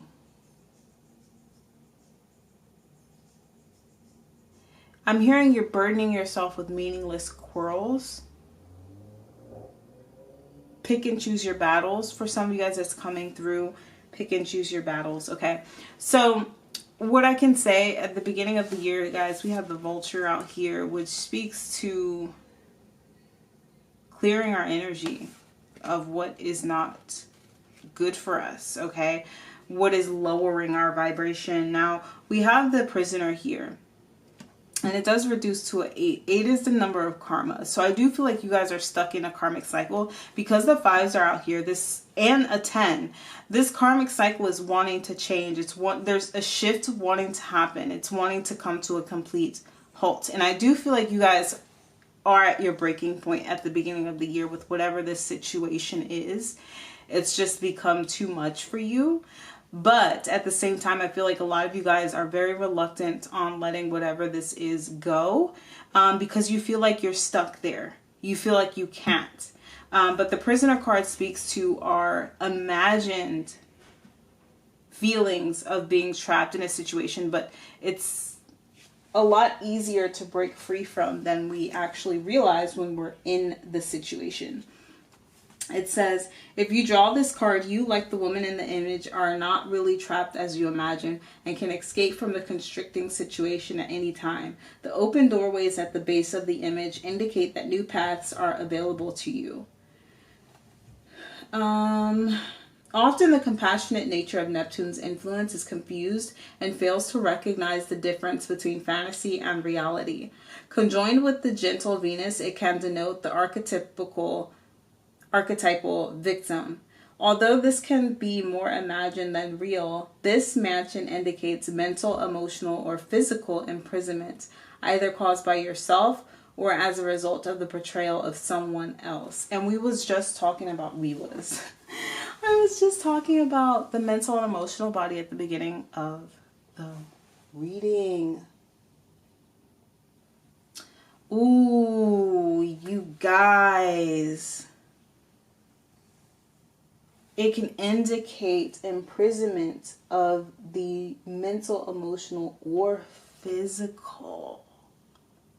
And what did I say about the mental and emotional auric bodies in the beginning of this reading? I feel like the reason you feel stuck here is because of those imbalances in your solar plexus chakra due to distortions in your aura, particularly the mental and emotional bodies of the auric field.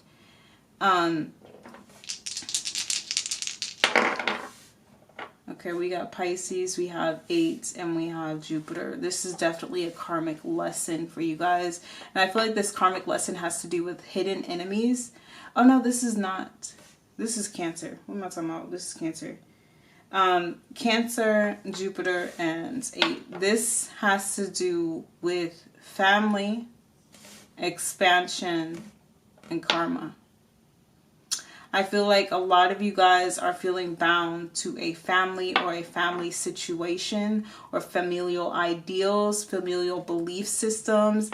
You're feeling the weight of this. Either it's people, their judgment, their opinions, their words, or it's some sort of commitments, holding up some sort of end of your bargain, okay, i.e. a commitment.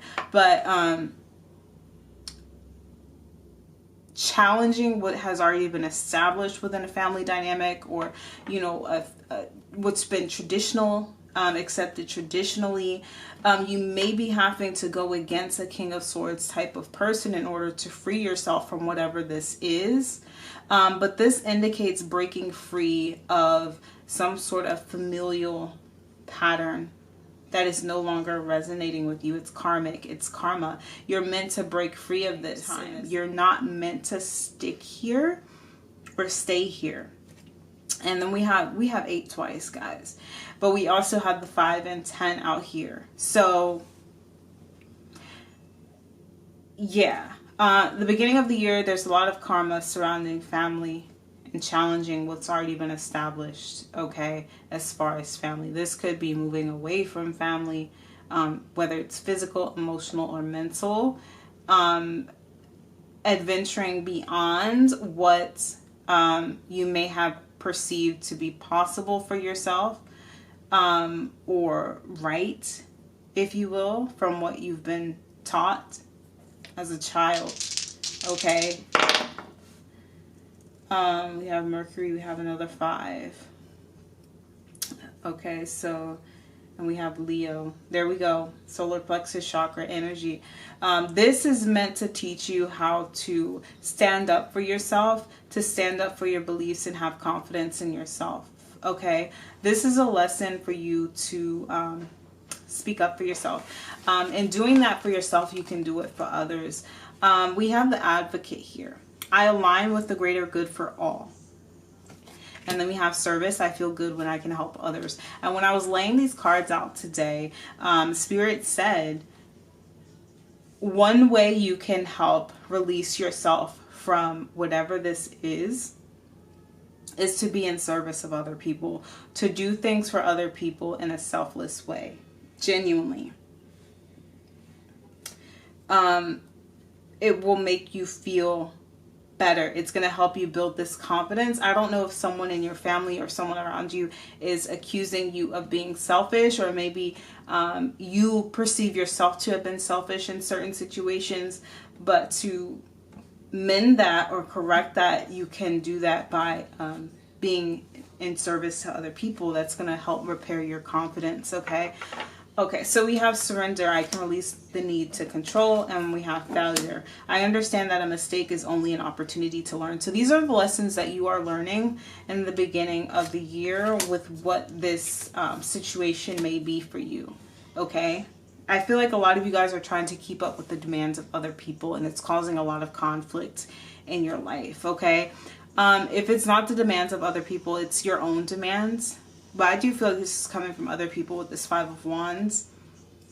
But in learning to advocate for yourself, you can stick up for other people. This is meant to teach you that lesson, to stand up for yourself, to speak up for yourself, to speak your truth and remain true to you.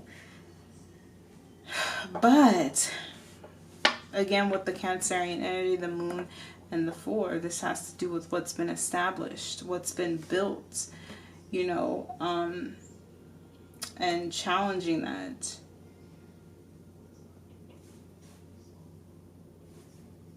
Is that Capricorn? Yeah, that's Capricorn. Yeah, this is definitely tradition. This is tradition. This is family stuff. Okay. Some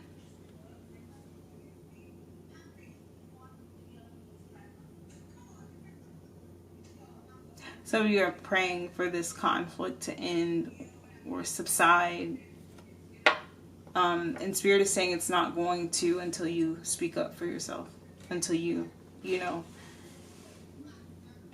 put your foot down. You have to become this King of Swords. And I know that you're already in this energy, but King of Swords in way of being authentic and true to yourself. Okay, and I did hear Taurus at the beginning, but Taurus does rule the throat, the neck. So this could indicate that, you know, there is imbalance going on with the throat chakra. And for me, the throat chakra and the solar plexus chakra can control very similar things in our life. As far as the throat chakra helps us with our authenticity and expression and speaking our truth and living in our truth. But it's helped with the solar plexus chakra, you know.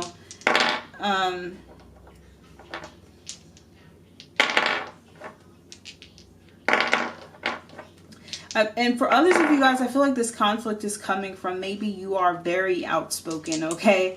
And it's causing a lot of conflict around you in the beginning of the year. You're a little too outspoken. But for most of you guys, I do feel like there's this energy of feeling like, you know, you have to do something. You have to do it this way. You can't do it any other way. You can't let this person down. You can't let that person down. But all the while, it's all still falling apart anyway.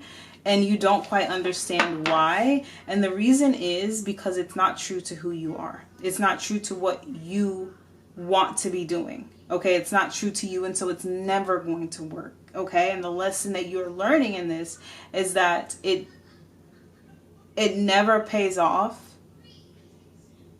appealing to other people at the detriment to yourself. Okay, and God is not pleased when we do this to ourselves, because when we betray ourselves, we betray God, because God gives us the guidance, and you know, whether we choose to follow it or not is going to dictate the outcome of the situation. Okay, how we feel in the situation. Following our hearts, you know, it's not always easy, but the end is always worth it. Okay.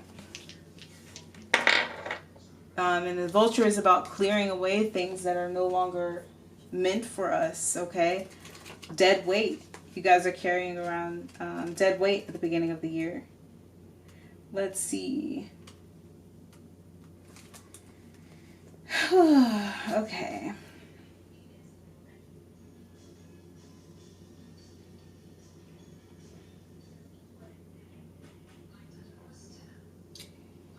Okay, guardian and purifier, essential for rebalance. The vulture appears when there's a situation that needs to be purified or brought back into balance.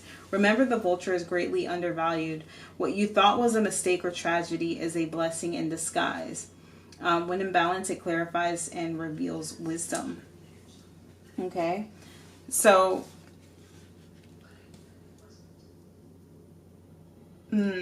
also, what I'm getting, guys, is there may be a lesson here where you guys may have been in a bit of a selfish energy, okay? And it may have led you into some not so ideal circumstances at the beginning of 2024, okay? And you're kind of feeling like you deserve it, or like, how do I put this into words? It's kind of like kind of accepting your fate. Like, okay, I put myself here, so now I have to figure it out. But there's also a tint of shame with this. And I feel like that shame. Okay, pile number 2. It is a new day. My camera battery died last night. And while it was charging, I ended up falling asleep. That's how you know. That's how you know you need to rest. I've been on go. I've been on go, guys. Okay, pile number 2. Let's go ahead and resume this reading. It's actually a new day. Last night my camera battery died, and while it was charging, my body just kind of shut down. I couldn't even finish this reading if I wanted to, okay? But I do remember where I left off. I believe I was talking about this prisoner card and how, you know, this this energy or this pressure you're putting on yourself to please other people. For some of you guys, for others of you guys, is to live up to a certain standard or belief or idea you have of yourself. Is actually what's causing this feeling of not being able to escape a situation. But like the card mentioned, and I already read what the book had to say, it's a perceived limitation. It's a perceived feeling of being trapped. You can free yourself of this at any time by just dropping the wands, okay? And choosing your own sanity and peace.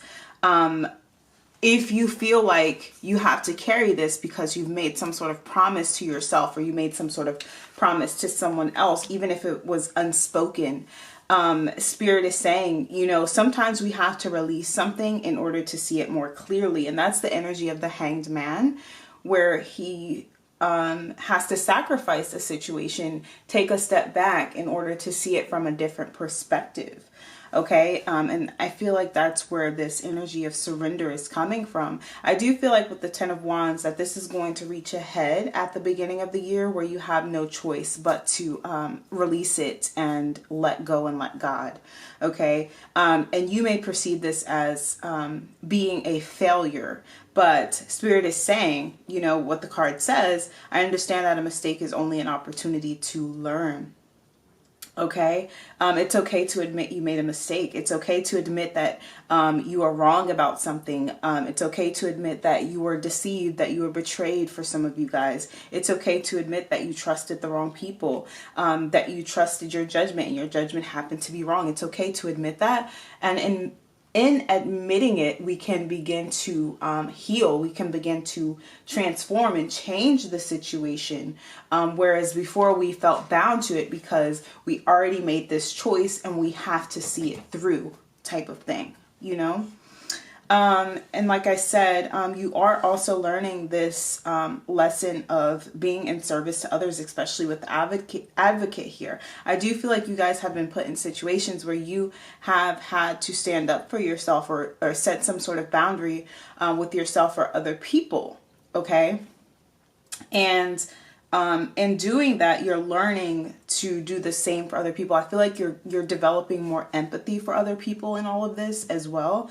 So this service is going to become more natural. And maybe what's led you into this situation or what's keeping you bound there is this feeling of having to be in service of other people. But Spirit is wanting you to learn when it's okay to walk away, when it's okay to admit that maybe somebody is a lost cause. Maybe a situation is a lost cause. Okay, maybe there is nothing you can do for that person or those people.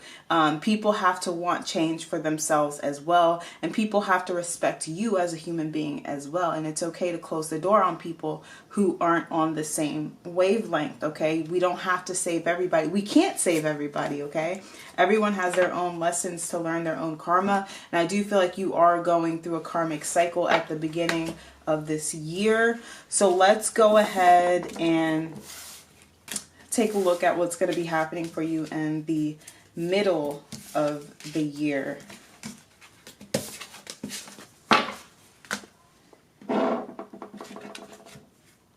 Okay, middle of the year for pile number 2, we have, okay, is that the Strength card? We have, oh, we have the Strength card and the Lion. Okay, Leo energy, double Leo energy. We have Black Moon Earth. We have Shoots. Okay. 3 of Pentacles. So, yeah, so this is good because we see yourself moving out of that stuck energy. We see yourself mustering up the courage and strength to push past something, to see the color, the rainbow through the storm, okay? The sun is coming out, and we have double Leo here, which helps me to believe that, especially with the rainbow as well. And with this waterfall in the back, it lets me know that you guys were dealing with something very tumultuous, emotionally, mentally draining.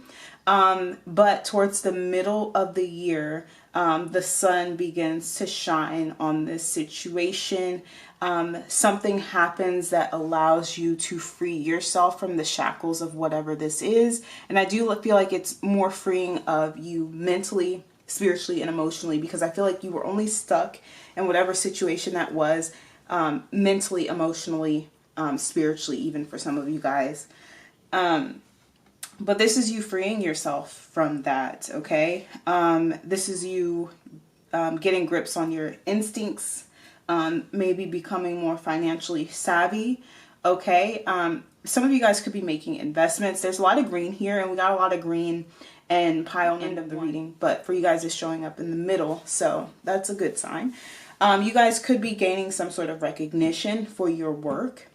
Towards the middle of the year, I do see an increase in finances.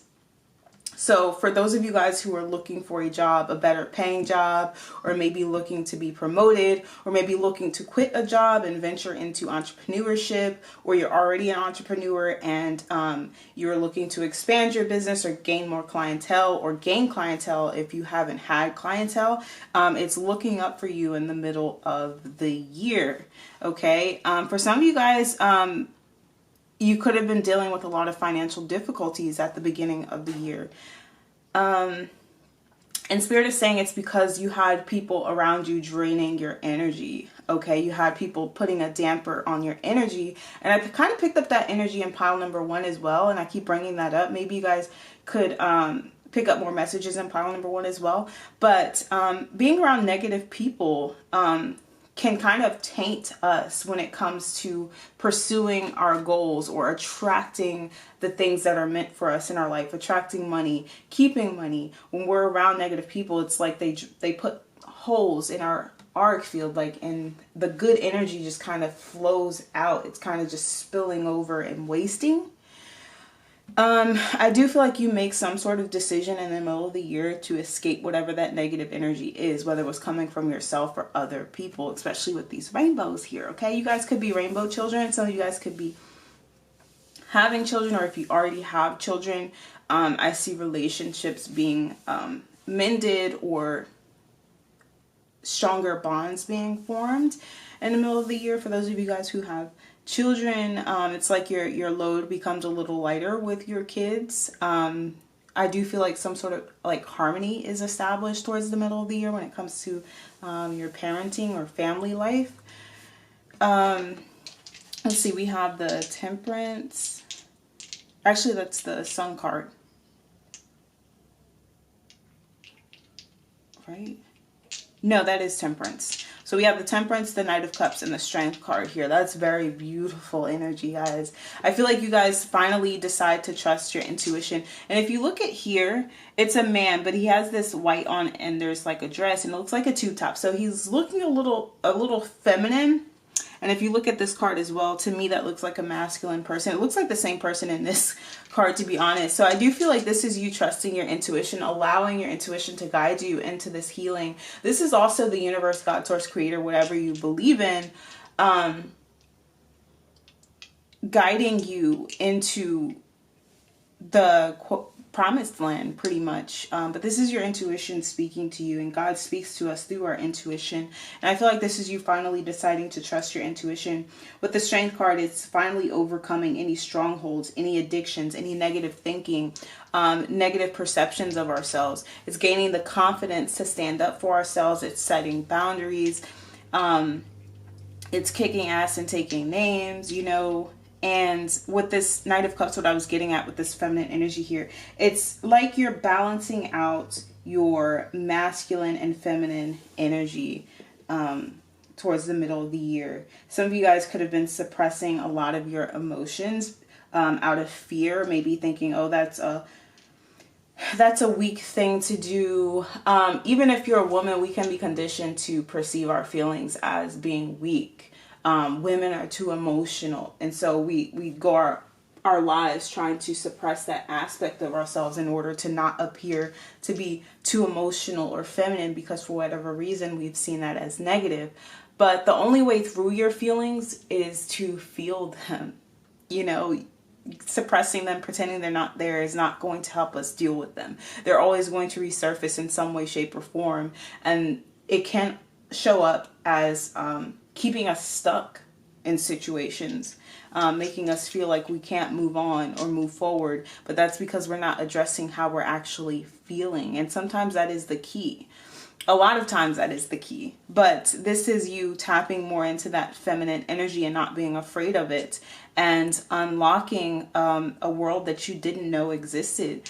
For some of you guys, I'm feeling like you're going to realize that life is not as difficult as maybe you were making it out to be, or maybe that you were convinced to believe or conditioned to believe, that you have to struggle, that you have to do this and you have to do that. And I feel like a lot of you guys towards the middle of the year, you're taking a break from that and you're deciding to maybe try it a different way. And I'm telling you, this different way you try just unlocks a world of happiness for you guys. And there's a lot of divine intervention and healing going on here once you tap into those emotions and start trusting and following your intuition. Okay. And there's nothing feminine about it, because we still have this strong masculine energy here with the Strength card and the Lion. Okay. This is nobility. It's reality. It's integrity, courage, confidence, leadership. Okay. But the strongest leadership comes from people who are able to tap into both their masculine and feminine attributes. Okay. And be in balance with both. Because the feminine energy allows us to know when we need to lead a certain harsh, or when we need to be more nurturing. Okay. Yeah. So, and I feel like this also intuitively guides you to where you want to be as far as like your career and finances. Okay, because it's a very freeing type of energy. You're no longer feeling like you have to be this way. You have to be this way or that way. You have to do this. You have to be around these types of people. You have to marry this type of person. You can only date this type of person. It's releasing all of that finally and deciding to just follow what's true to you. Okay. And for some of you guys, that may be something to do with your sexuality, coming out sexually as it pertains to, you know, what you desire sexually, or what you are into sexually. Okay, some of you guys could be coming out. Okay. Or if you've already been out and you've had some sort of shame or stigma around your sexuality, it's you coming into this power, confidence when it comes to your own identity and what that means for you. Okay, so we have, oh wow, the same energy came out for pile number 1. Except we got a 2 and we got a 6 for the number, but we're getting a 4 here. So April could be a very significant month for you guys. I could have a lot of Tauruses in here because Taurus is coming out again. But we also could have Leo, Virgo, Capricorn, and Gemini with this Mercury. So don't focus too much on the signs, but if you have those placements anywhere in your chart, it could be a message for you. Maybe look at where those placements are in your chart and what that may mean for you this year. So we have Taurus, Jupiter, and the number 4. So I do see you guys expanding. Some of you guys could be expanding. You could be buying or purchasing more homes for some of you guys towards the middle of the year, or purchasing a home. But there is an expansion in your material wealth. Okay. Definitely. And I do feel like it comes as a result of some sort of choice you make in your career. Okay. Or what you do for money. There's a lot of stability coming in for you. There's a lot of material wealth coming in for you. There's expansion. There could be travel. There could also be an expansion of knowledge, okay? Wisdom coming in for you guys. And I feel like whatever knowledge or wisdom this is, it's helping lend to this expansion you're going to be receiving materially, or this boost you'll be receiving materially. We also have Sagittarius out here because Jupiter rules Sagittarius. And then we have the Temperance card. And we also have water, so yeah. Okay, so we have, is this Mars or Venus? That's Venus. Yeah,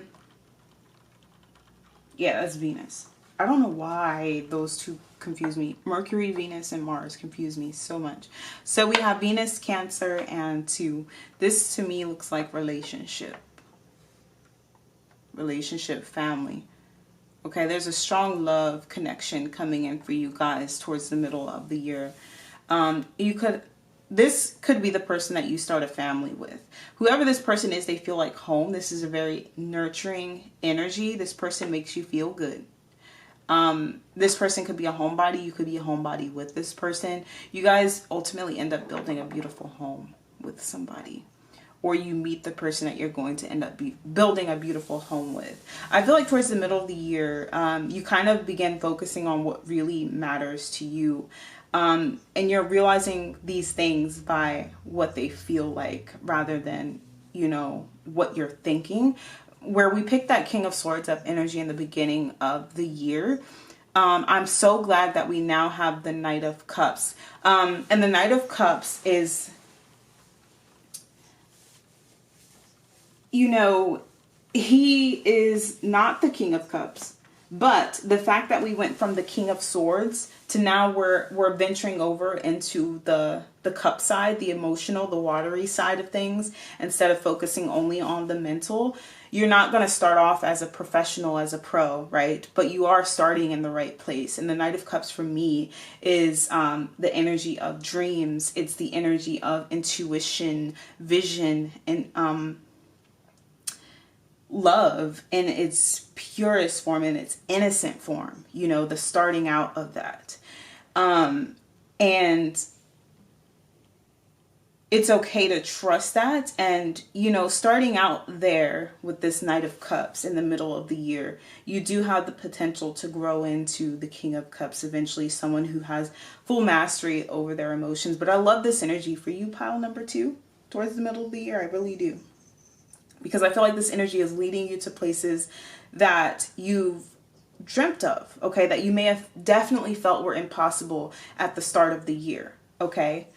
But Spirit is saying it's okay to tap into your intuition. It's okay to trust your feelings sometimes. You know, not everything has to be logical. Not everything has to make mental sense. Not everything has to make sense to the people around you. As long as it feels good to you, that genuinely matters, okay? And then we have the Merchant here. Opportunities to prosper are everywhere. This is you tapping into that high vibrational energy that comes from following your intuition, your higher self, okay? And look, it's financial, psychological, creative, communicative, social. I feel like you guys are going to be making connections towards the middle of the year. I do feel like Spirit is saying that some of you guys, you may have been more reluctant to connect with other people or trust your abilities, especially your ability to lead. Towards the middle of the year, you're gaining confidence in your abilities. I do feel like for a lot of you guys, you're going to be put into positions to lead. Whether it's your own business, whether it's your family, or in your job, your career, but it's coming naturally. This is from maybe years of hard work for you guys, of being in this field and perfecting it or mastering it in some way, shape, or form. But this is you gaining recognition for that from other people. And for others of you guys, you're putting yourself out there to be recognized. You know, you're not playing it small anymore. You're not overthinking it.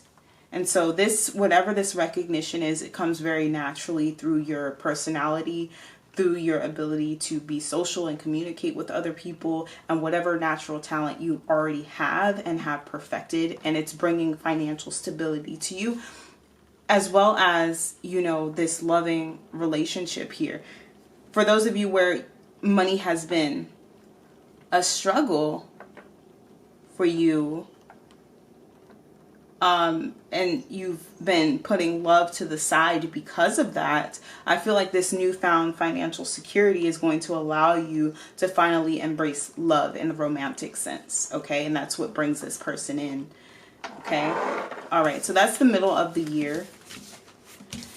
Let's take a look at the end of the year. Also, Leo season could be significant for you guys, as well as Taurus season, Gemini season. But August definitely is going to be very significant for you guys.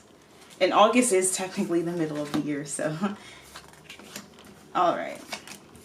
So let's go ahead and take a look at the end of the year. Oh no. There's a lot of healing taking place here. There may be a resurfacing of the past towards the end of the year, and a decision to finally put something to rest. It may hurt someone.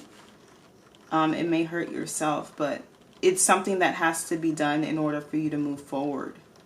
And I feel like this is that decision at the beginning of the year that you guys were reluctant to make. I don't know what happens in the middle of the year, but this energy didn't really come up. But towards the end of the year, it does resurface from what I'm seeing here on the cards with this 10 of Swords and 3 of Swords. And you have a choice to finally put whatever it is to rest. Yeah, especially with the 4 of Swords, 2 of Swords, it's like calling a truce here. Okay, so we have the Magician.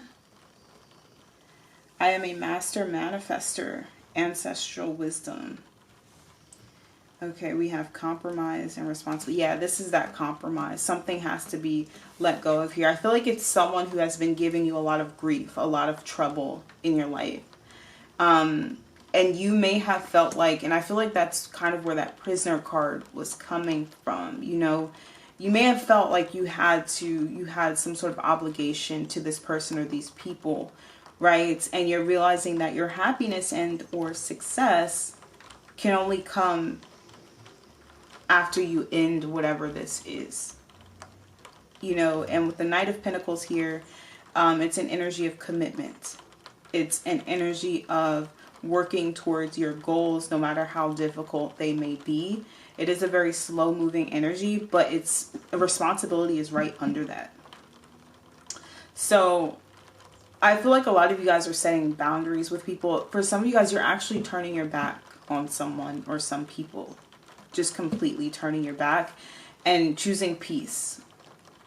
You're choosing peace. That's what this horse is moving towards. And you may have people, if you look at this dragon, he's latching on to this, I don't know what he's holding, but the dragon is latching on to it.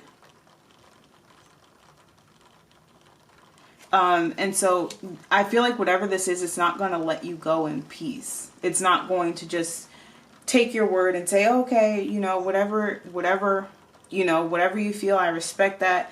You know, if it's not working out, you know, we can just go our separate ways. And it doesn't have to be romantic, but you have something or someone, some people that are very reluctant on letting you go, you know. And for some of you guys, it could be a feminine energy here. So I don't feel like this is you, you know. And you know, we have a lot of swords here. So I do feel like you guys are communicating a lot towards the middle, towards the end of the year, what it is that you are actually feeling, instead of ignoring it to appease other people. So I feel like you guys are rejecting someone at the end of the year. If you were dancing around the idea all year until the end, at the end you finally make that decision with this 4 of Cups, 10 of Swords, 3 of Swords. And this is coming from a lot of wisdom that you've received, these revelations that you're getting about yourself, about what feels right to you, you know, and dismantling or taking apart what you may have built up in your own mind or allowed other people to project onto you and accept as your own. But I feel like you guys also have learned a lot from this Four of Cups energy, not appreciating what's already in front of you, rejecting God's blessings. Because I feel like this is the type of energy that you were in at the beginning of the year. This energy of focusing on what you don't have, what you would like to have, and not recognizing the gift that has been presented to you in order to transform your situation. You know, and I feel like you guys have learned a lot from that. And I feel like as a result, you are refusing with this ancestral wisdom to go back to what no longer feels good to you and not being afraid to let people know that. So, yeah, I feel like that's where this compromise is coming from. And I feel like you guys are also learning what it is to truly be responsible for yourself. You can't be responsible for anybody else if you can't be responsible for yourself, you know. And we have 2 7s here is what I've been drawn to, and 7 for me is a number of divine completion, but we also have a lot of 4s here. So there's something about your stability towards the end of the year that's kind of solidified, especially with this Knight of Pentacles. Whatever you establish by the end of the year is going to be something that's long lasting. It's not something that's going to be fleeting and ego based. It's something that is true to you. It's something that feels good to you. You know, it's coming naturally to you. Whereas in the past, whatever this energy is, it felt very forced. It felt very restricting, oppressive, and sad, depressing. You had to sacrifice yourself in order to keep up with whatever this energy was in the beginning of the year. And towards the end of the year, you know, we have this camel here. You're letting things roll off your back. You're keeping calm in the storm. This is someone else's storm, and you're no longer allowing it to affect what you have going on, you know? And that's fire energy as well. Yeah, that's that compromise. Fire. Waning fire moon. It's like you've lost any sort of passion you had for this. Whatever it was in the past. You've lost whatever passion it was you felt. And maybe the passion came from wanting to prove yourself, wanting to look a certain way, wanting other people to feel wrong about who you were if they were projecting things onto you. But this is you deciding, you know, I am who I say I am, not who you tell me I am, you know, and because of that, I can no longer be affected by what you have to say about my life choices.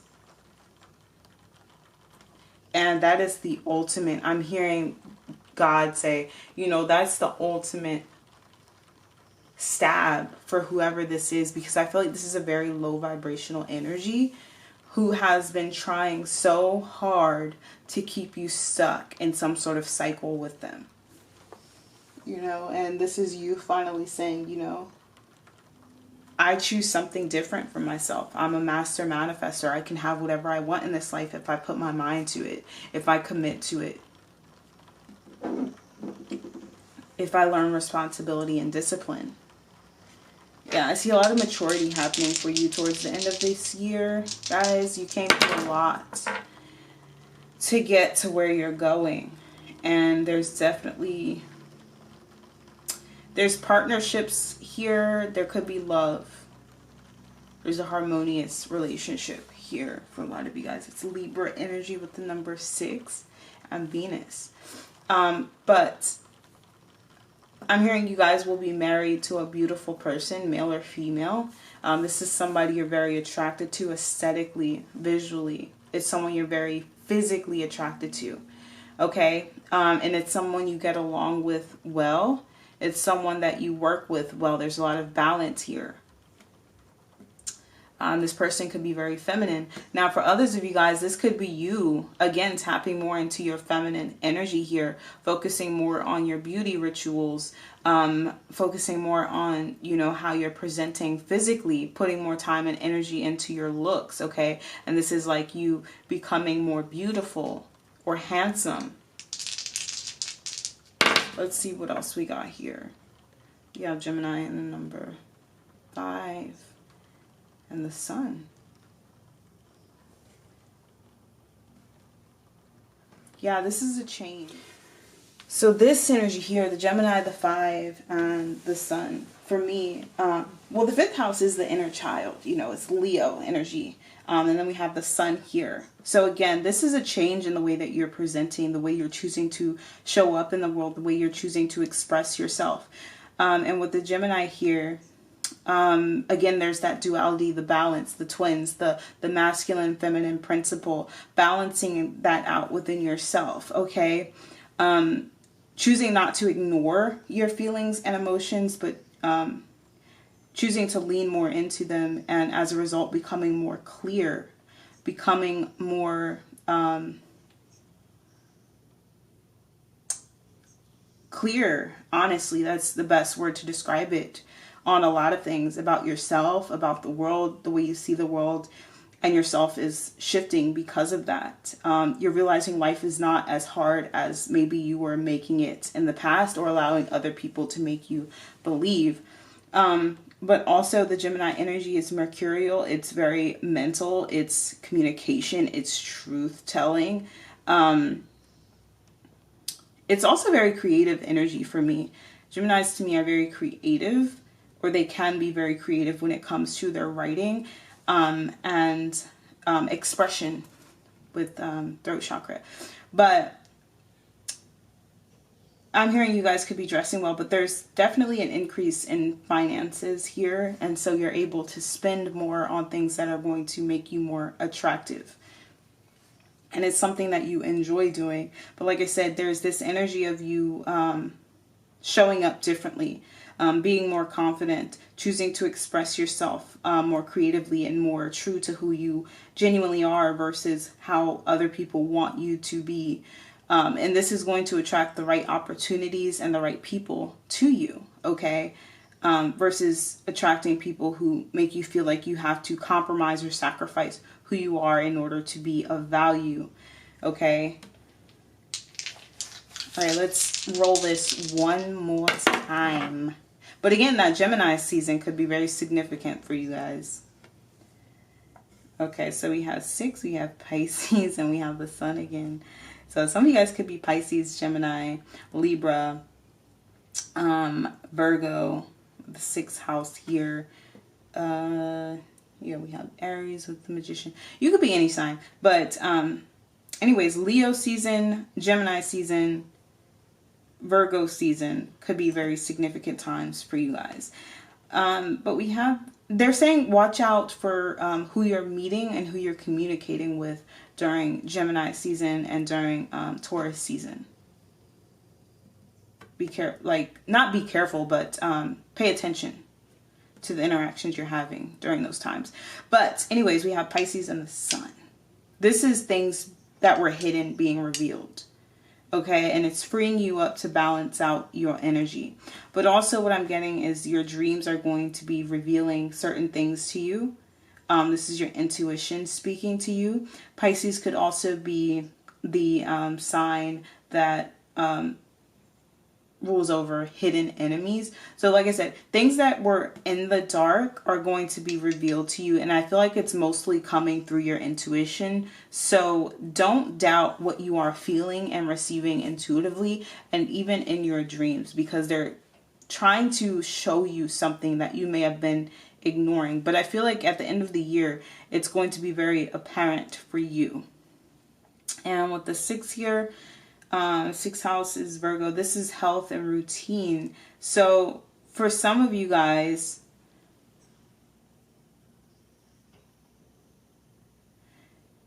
like I said, with this coming on responsibility, there's going to be a change in your routine. I feel like a lot of you guys are going to be finding balance in your day-to-day. Again, and it's freeing up time for putting more energy into yourself, so you're looking better, you're sleeping better, you're having these dreams. Some of you guys are saying you're looking younger by the day. You're looking very good for your age. You're not aging, but there is this energy of you establishing day-to-day routines and sticking to them, as well as something about your health, taking more into account when it comes to your health, maybe working out more. There's a workout routine, exercise routine that you're becoming serious about, committed to. But this is overall you becoming more balanced in your overall life and not allowing negativity to affect you as much by the end of the year, as well as some financial abundance. And for some of you guys, a very balanced and healthy partnership with someone you find very attractive. Okay. All right. So let's go ahead and end the reading there. Pile number 3. 3. What is wrong with me? Okay, pile number 2, that has been your reading. I hope that you guys were able to take something from this. I hope it was able to help you out in some way. And I hope to see you guys on another reading. Bye. Hello, pile number 3 people. Those of you who have chosen the Hoodoo Tarot deck with the Petrified Wood, this is going to be your reading. Before we even start, I just want to let you guys know, I was just getting such positive energy before I even sat down to read for you guys.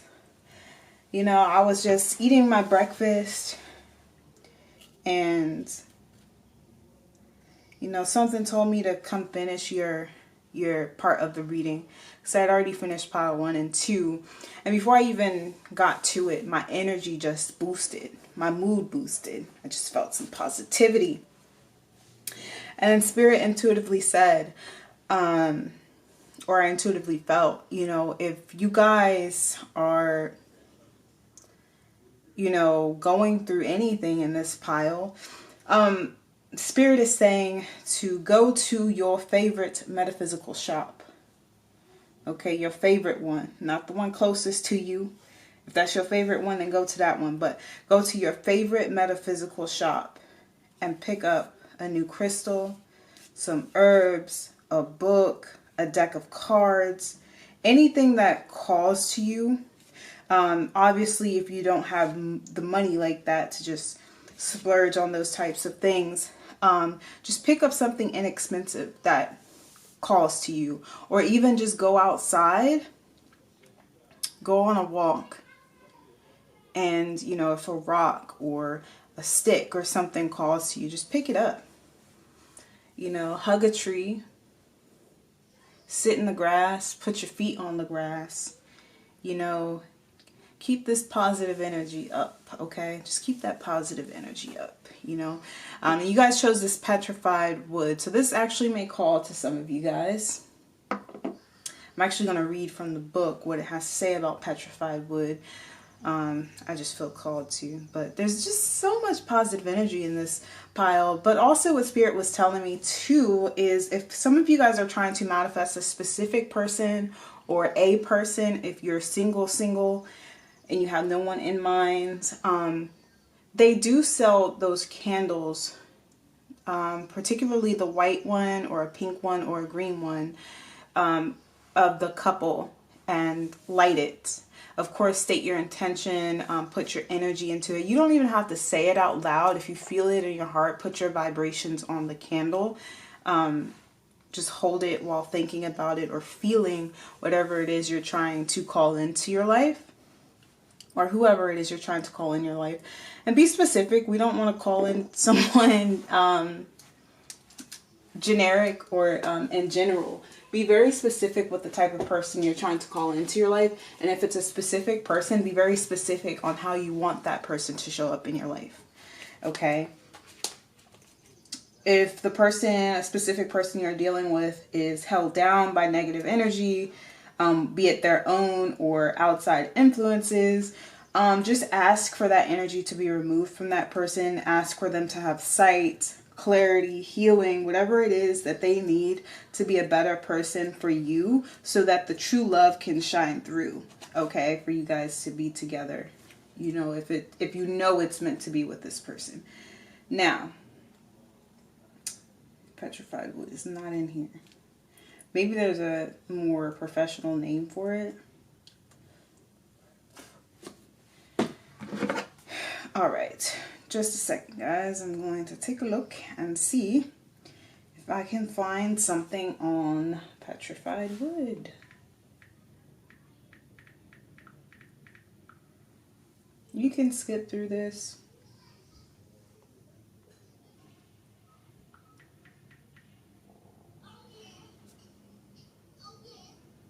Okay, so it says it has a very strong grounding energy. It helps you feel centered and connected to the earth. This crystal may aid us in connecting to higher realms. It can also be utilized to open the Akashic records as well as communicate with spiritual beings.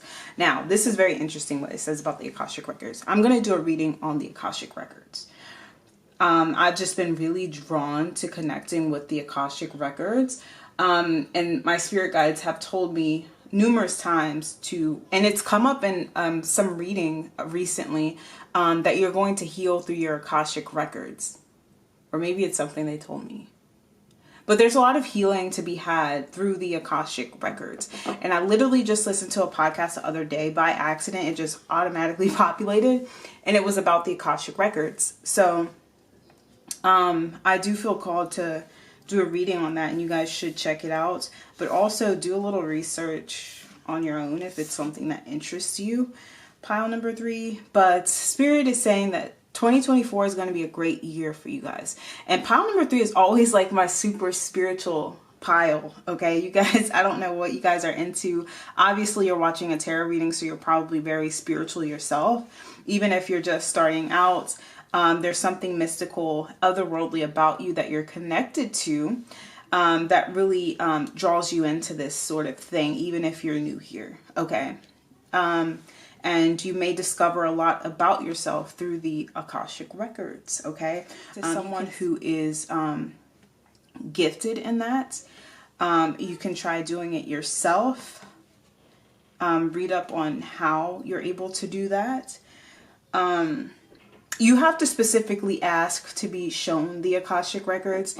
And once you're there, it is a matter of whether or not you're ready to actually see or dive into what's in there. And also, it's good to be mindful that you can be shown things in the Akashic records that aren't necessarily meant to happen in your life or someone else's life, but they can also show you things that are not meant to play out in order for you to learn some sort of lesson, and it's up to us to discern.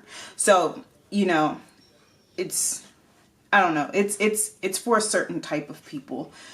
But let's go ahead and get into this reading. Before we start, I just want to let you guys know that we're going to be doing 3 sections to this pick a card reading. In the beginning of the reading, we are going to be taking a look into what you can expect to happen in the beginning of the year. And this is, the intention of this is to kind of set an idea of whether or not you're in the right place. Use this as confirmation, even as like inspiration or hope. Because the intent of this reading is for those of you who may not be experiencing the best circumstances in the beginning of the year and are kind of bummed out, or you're not sure what the rest of the year may hold for you. So use this as some sort of guide or hope for your situation. So let's go ahead and get into the reading. What's going to happen in the beginning of the year for pile number 3, Spirit? We have the 5 of Swords, the 2 of Cups, and the 2 of Knives, all upright. Now, for some of you guys, there could be somebody evil-eyeing a relationship you have going on here, trying to make you indecisive about someone that you are in love with, want to be with, are with, okay, especially with the Venus out here. You guys are connected to a healer, or you are a healer, and there is someone that you are intimately connected with on a soul level for some of you guys. Now, for others of you guys, this could indicate toxic relationships in your life, okay, that are putting you down in some way, lowering your vibration, putting you in this indecisive energy.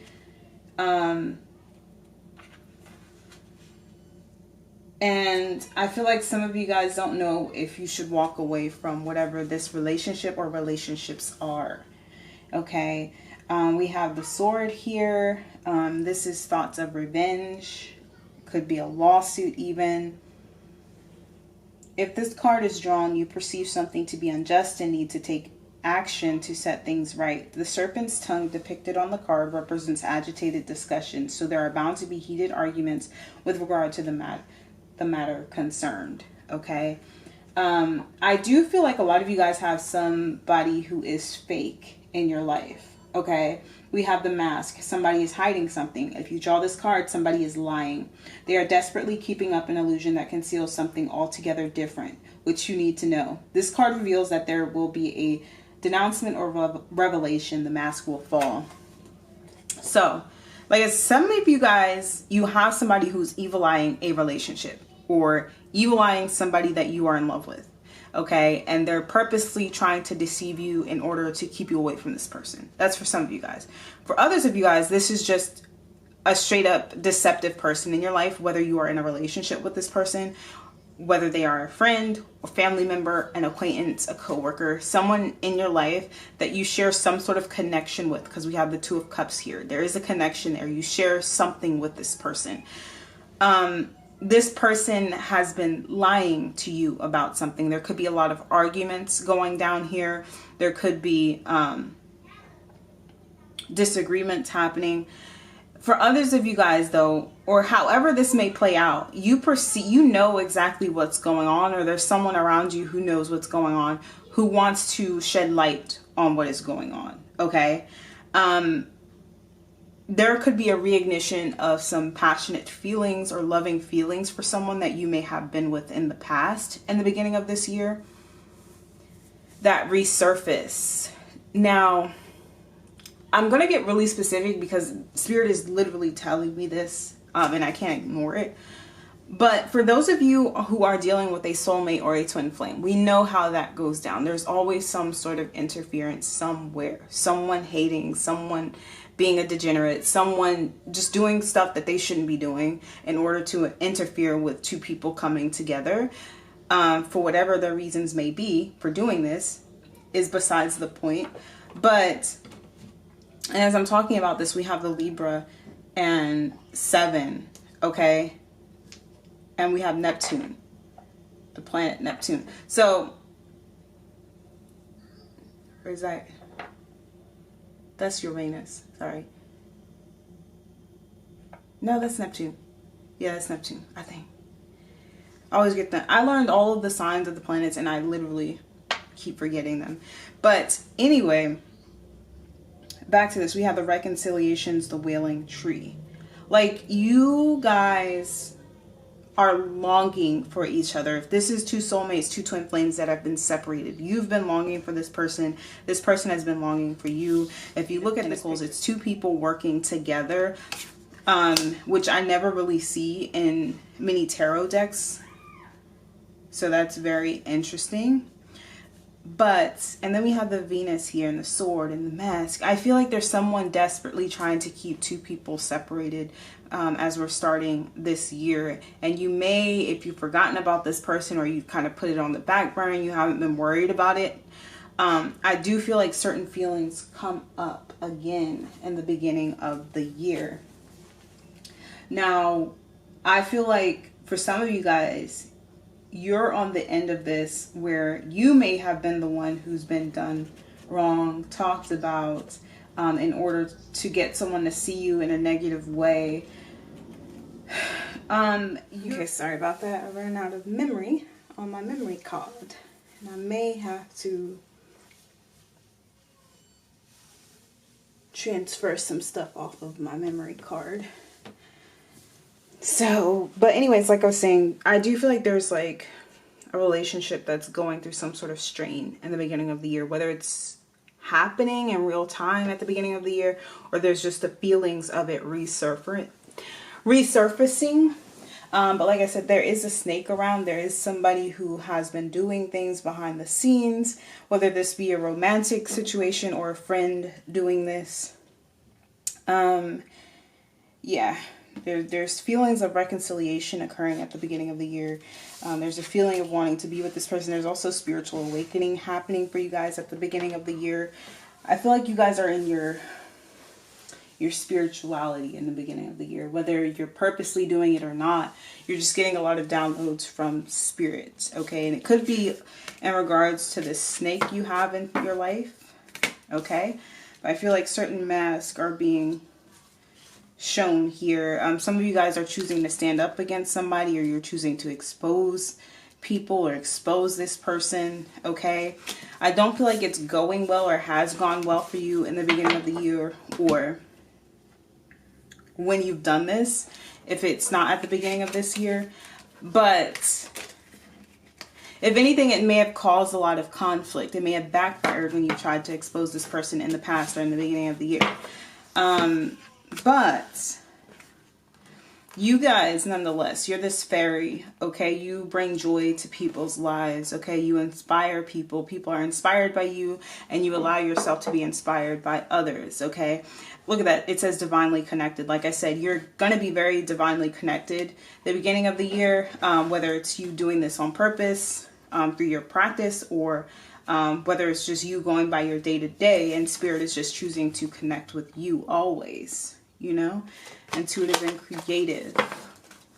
Now, I do feel like you're in this energy of wanting to expose the truth the beginning of the year. And like I said, it could be causing a lot of conflict around you. It could be the source of why you fell out with someone, okay? All right, so let's get into what's happening in the middle of the year. Pile number 3.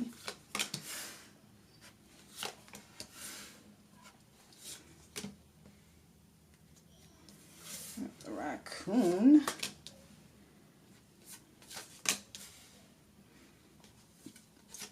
I don't like this. Okay, so all right.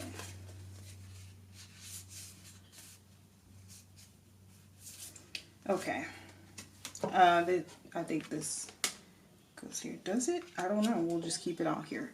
Okay, so middle of the year, there's some clarity coming to you guys in the middle of the year. There's also financial stability happening for you. There could be a lot of gossip going on around you guys. It could have started at the beginning of the year with you exposing something or attempting to expose something or someone. I feel like you guys in this pile, you aren't afraid to speak your truth. If there's some sort of injustice happening around you, you guys are one to speak up. And if it's not you, then it may have been somebody that you were dealing with in a relationship with, or one of your friends that you may have had a falling out with because of that part of themselves. They choose to speak up. And at the time they were doing this, it could have caused uncomfortability for you guys. But there could be a lot of worry about how people are perceiving you in the middle of the year. You're kind of worried about how people are going to take you, how people are seeing you, why people may not be receiving you well if you're having falling outs with people or people aren't reaching out to you. There's just an over worry about outside opinions in the middle of the year. However, you do have this financial stability. You guys could be very single in the middle of the year. But I do see the 5 of Cups in the middle. So there could be a little reflecting on the past, a little regret. I feel like you guys have everything you need, maybe materially, or you're working towards it. Some of you guys are just forced to be independent in the middle of the year. Okay, you're forced to rely on yourself in the middle of the year. I don't see you unhappy about it, but there is this void. Okay, there are these feelings here from something that happened in the past. Someone that you may have been emotionally connected to, or like I said, it could just be your past in general. But there's some sort of clarity coming to you as you're dealing with these emotions in the middle of the year. Okay, for some of you guys, there could be somebody coming to tell you something that could help you out of this energy of the 5 of Cups.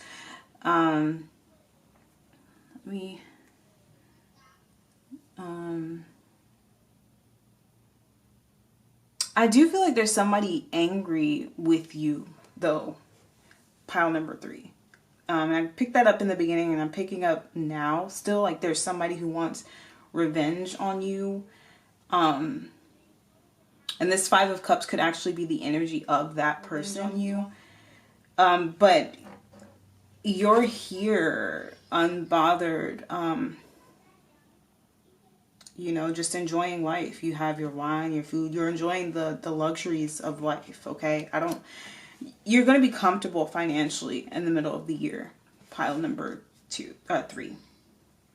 And if you're not, you are at least learning to lean more into that energy so that you can make that happen for yourself, okay? But nonetheless, there's this energy of not being worried, you know, in the middle of the year.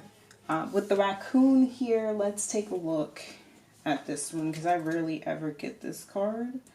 There's some cards that I get all the time, and then there's other ones that I never see. So this card is talented, shadowy, and hiding. Raccoon energy is at play within all artists to a greater or lesser degree. At best, it indicates talent, tenacity, and skillfulness within a particular musical instrument or creative tool. Its shadow side points to an unresolved issue around self-image and success. Yeah. Okay. Sometimes using a stage name or wearing a mask works in an artist's favor. Other times it limits creativity. Am I who my audience thinks I am? What if I am ready to grow into something more? Raccoon energy won't let us off the hook until this creative ego fear is resolved. It could, when in balance, it's a generous friend or an exceptional artist. When out of balance, it's competitive. It's the starving artist. So that's honestly what I was picking up here with this 9 of Swords and the Reputation card. There's this fear of being oneself completely. And that limits, obviously, an artist or creative's work, because you are choosing to put out work or not put out work based on how you think someone else is going to perceive it. Okay, and it definitely is going to limit you in some way. So, okay, the Visionary. We have the world is filled with possibilities. And then we have the Celebrity. Some of you guys could be in the spotlight, obviously, because we're getting this energy of you being worried about how people are perceiving you. Towards the middle of the year, you may be questioning your position in the spotlight. You may be questioning some sort of change you're wanting to make. Maybe you're wanting to switch up your look. Maybe you're wanting to switch your content, what you're singing about, what you're making music about, what you're painting about, what you are creating videos about. There's definitely this emphasis on, you know, questioning your identity in regards to how other people are going to perceive it. And we don't like that, okay? Because in this pile, the reason why you guys are in the spotlight, and if you're not yet, you are going to be. You have this energy about you, even if it's not on a large scale. The reason why people look up to you, why people put you on this pedestal, is because you have some very refreshing and inventive ideas. The way you perceive things is very fresh. It's very new. Okay. And you know, you're set apart from the crowd. You're set apart, and it doesn't make you better, and it doesn't make anybody less than, but you are set apart in the way that you think, in the way that you carry yourself, in the way that you choose to express yourself. The things you're interested in have taken you down a path that is very different than the average person. So this is why naturally you were born to become some sort of leader or star in your own right. Okay. The sun is something, or the sun is life-giving. It's essential, right? It can be very inspiring, mood boosting. It gives us that vitamin D that helps us with our mood regulation, right? And so when I think of you guys, pile number 3, I think of you as someone who lights up a room, someone who is, you know, down for a good time, someone who is full of light energy, someone who could be very funny, very entertaining. Even if you're not funny, you're very entertaining. The conversations you have, the ideas that you spark in other people, the inspiration you give to other people is very admiring. So, or admirable. And you may attract a lot of jealousy because of that. And, you know, I picked up in pile 1 that they had a lot of people around them who wanted them to doubt this ability they have within themselves.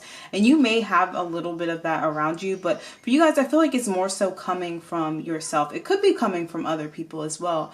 But, and Spirit is saying that you could be a little jaded from conversations you've had with people in the past, people not understanding you, people committed to misunderstanding you, people singling you out, people targeting you, or seemingly always wanting to do you wrong.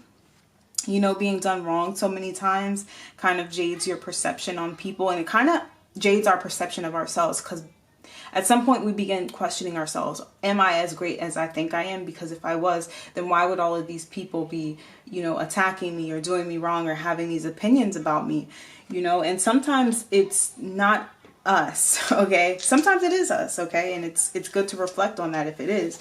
But I don't feel like it's you guys. It's just your frequency, your vibe, you know, it's you're a visionary. Visionaries are always ahead of their time. So, and Spirit is saying you have to give some people time to catch up. You have to give some people time to understand. But ultimately, they're saying don't change anything about yourself. Pile number 3. And you may be questioning this a lot in the middle of the year.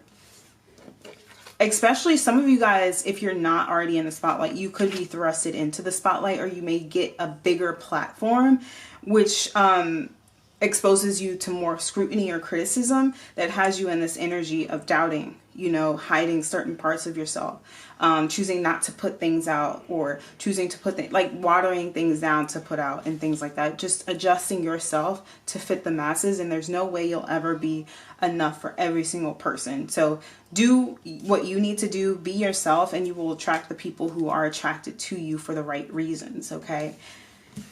And there's nothing you'll be able to do wrong in these people's eyes, but there's certain people's eyes you're always going to do wrong in. So, you know, it's about finding your people, you know, and I just actually read that on Facebook before I sat down to record this reading. So the right people are going to be attracted to you for the right reasons. Those people who are not your people, there's nothing you'll ever be able to do to make those people happy. So don't worry about that. All right, so let's take a look at what's going to be happening for you at the end of the year. Pile number 3. Okay, so we have the Tower, the Ace of Cups, the Knight of Wands, sorry, the Page of Wands, the Eight of Swords, and the Knight of Swords, or Page of Swords, and the Moon card here. So yeah, there's these fears coming up for you. The end of the year, pile number 3. We have the Stingray. We have the Recognition. Yeah, I feel like a lot of you guys in this pile, you're in the spotlight in some way, shape, or form, and you're questioning the quality of your work. You're questioning the integrity of your work. You're questioning yourself, and you know, you may be reading comments too much. You may be taking to heart too much what people around you may be saying about what you're doing, or what you're creating or choosing to put out into the world. And that's what's messing you up, because you already have the vision, pile number 3. It doesn't need validation from anyone outside of yourself. Okay, of course it's good to be open to criticism as far as, you know, bettering ourselves and fixing those things in ourselves that aren't for lack of better words good. But to dwell on it too much, or to use one thing that someone may have said to us to criticize us, and now have that, you know, magnify over all aspects of ourselves and everything we do and everything we put out. We don't want to do that, you know. So, all right. Yeah, we have teachability here. So like I said, take what you need from certain criticism, but don't dwell on it. Don't internalize it. Don't take it personal. Take what you need and discard the rest. You know, you don't have to accept everything that people say to you as truth. You know, you determine who you are at the end of the day, not someone else. You know what your intentions are, And so if someone else can't see it, then, you know, that's on them. And like I said, some people need time. All right, so we have the Stingray. Let's see. Developing confidence, sense of self, or spine. The Stingray card represents a pivotal point in personal growth. The moment has come when the Stingray must decide between the old and the new. The old being easy, comfortable, and familiar, and the new being challenging, uncomfortable, and familiar. Pressure from family and friends makes the decision even more complicated. No matter what choice is made now, it's inevitable that this dilemma will surface again and again as the force of Dharma growing within the Stingray is too strong to ignore. The Stingray is eager and wants to grow. Now, some of you guys may be having to turn over a few tables, okay? Kick over a few pots and pans to get to where you are going, meaning you're going to have to ruffle some feathers. And I feel like it's because you guys may have a lot of truth to speak. You have a lot of opinions about things. You may see things differently than other people, but this is the type of thing that gets people talking and thinking in a different way. This is how we shift collective. This is how we shift perspectives on a global scale, you know. And like I said, you are not going to please everybody, especially when that's your mission, is to provoke thought. You are not going to be liked by the majority. You're not.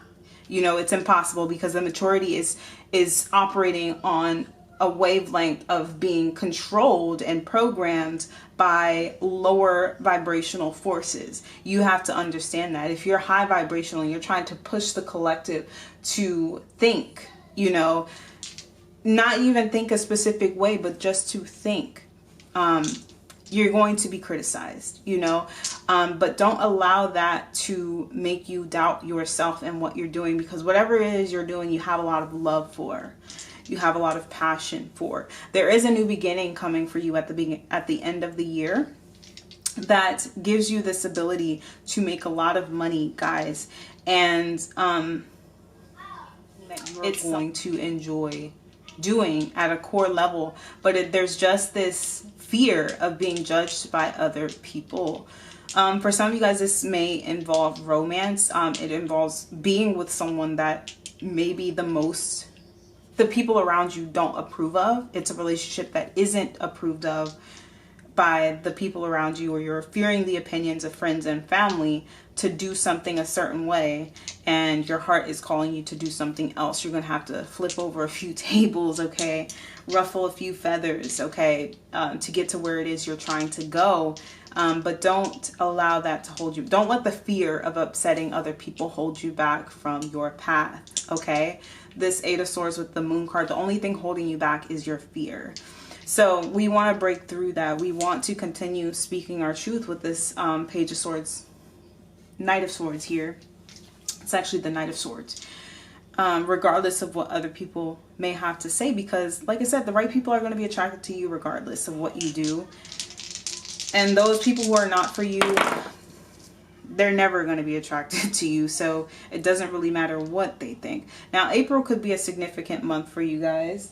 With the number 4, and then we have Aries there. So April definitely could be significant. But for, what's the 4th house we have? For Cancer, it's the 4th house, right? So this could have to do with home, especially with it being on the 10 of Pentacles. So there is stability being established towards the end of the year as it pertains to your family and finances and your legacy. There is a silver lining as it pertains to that. Now, the Spirit is saying to take whatever criticism you're receiving, and I feel like I'm repeating this message, but take what you can from that criticism to make yourself better. That's what I do. When people say negative things about me, I use it as fuel to be even better, you know? There's nothing anyone can say to me that's going to make me feel down or depressed or start questioning myself. I mean, sometimes, yes. But after I'm done with that energy, I use it as fuel. And this is Neptune. So this is, you know, that Piscean dreamy energy. This is dreams being actualized through action, you know. This is you taking action on your dreams and creating stability from that.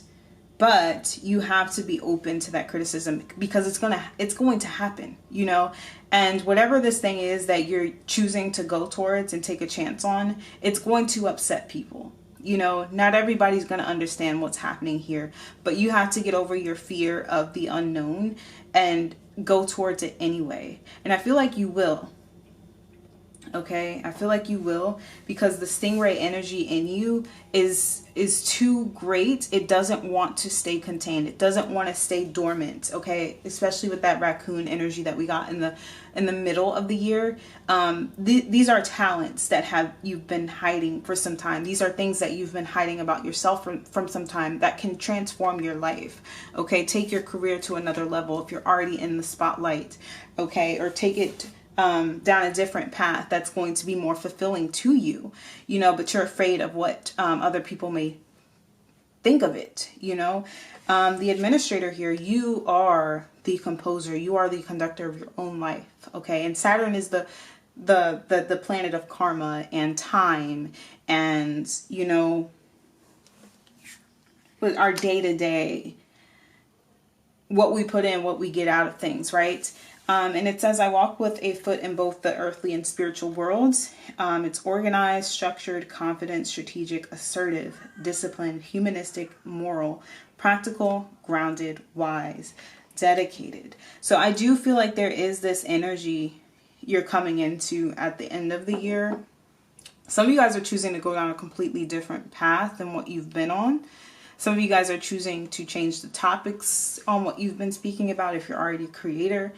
You're choosing to change something up, and it's been calling. You've been you've been sitting on this for some time. Your heart's been calling you to do this, but there's the end of something for you in order to go into something new. But there is this fear here that you have to get over. This feeling of, I can't do it because X, Y, and Z. Okay, let's see. We have North Node. We have 12. 12th house is Piscean energy. Pisces keeps coming out here. You guys could be Pisces. You could have significant Pisces placements in your chart. If you have a North Node or South Node in Scorpio or Pisces, this could be confirmation for you that that this reading is for you. Okay, now 12 does reduce to the 3, which is about manifestation. And the third house is Gemini. So that's communication. And we have the Knight of Swords here. So, you know, you're going to have to speak up for yourself. You're going to have to speak out. You're going to have to live in your truth. Pile number 3.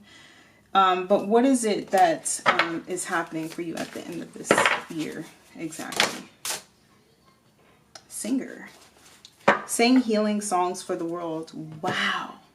Okay, so I could be speaking to people who are, okay, and some of you guys could be hiding that talent or skill from the world, or some of you guys are choosing to sing about things that don't really call to you, or rap, it could be rap, that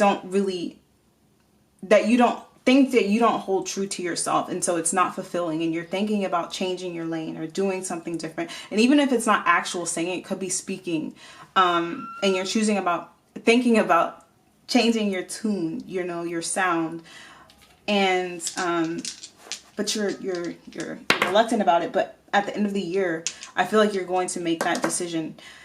I do. So let's see. Your inner navigation always guides you. Nothing can stop you or keep you from your goal. Align with your purpose and the power in your soul. I do feel like you're going to be coming to some sort of conclusion, you know, about yourself and about your purpose and your path, okay?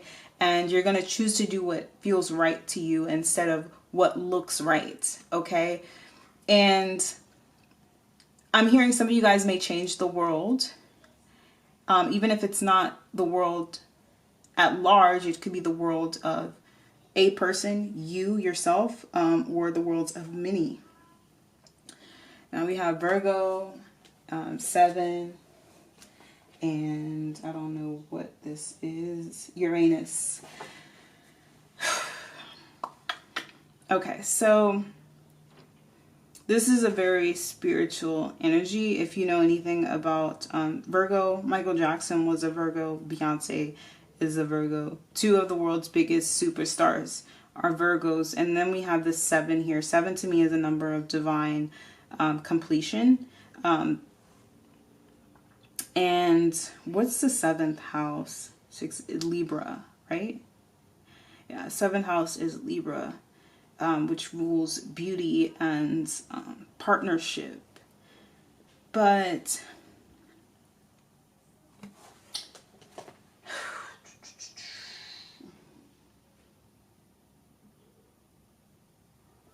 I feel like something unexpected will happen for you guys by the end of this year.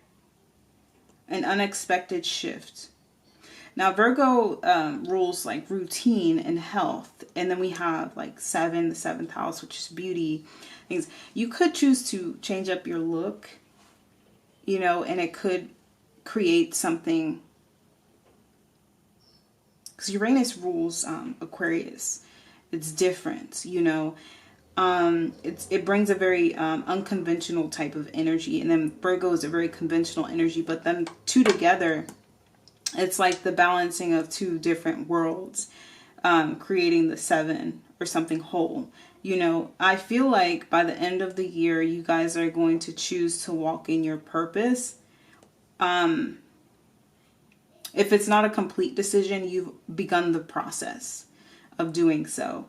And you're going to feel more aligned with whatever your purpose is by the end of this year. But I do see financial stability and abundance coming in for you guys. There is a strong sense of legacy, being able to leave something behind, and, you know, a focus on, you know, your family life. Some of you guys could be having children by the end of this year. You know, you could be pregnant now, or you could become pregnant by the end of the year, or married.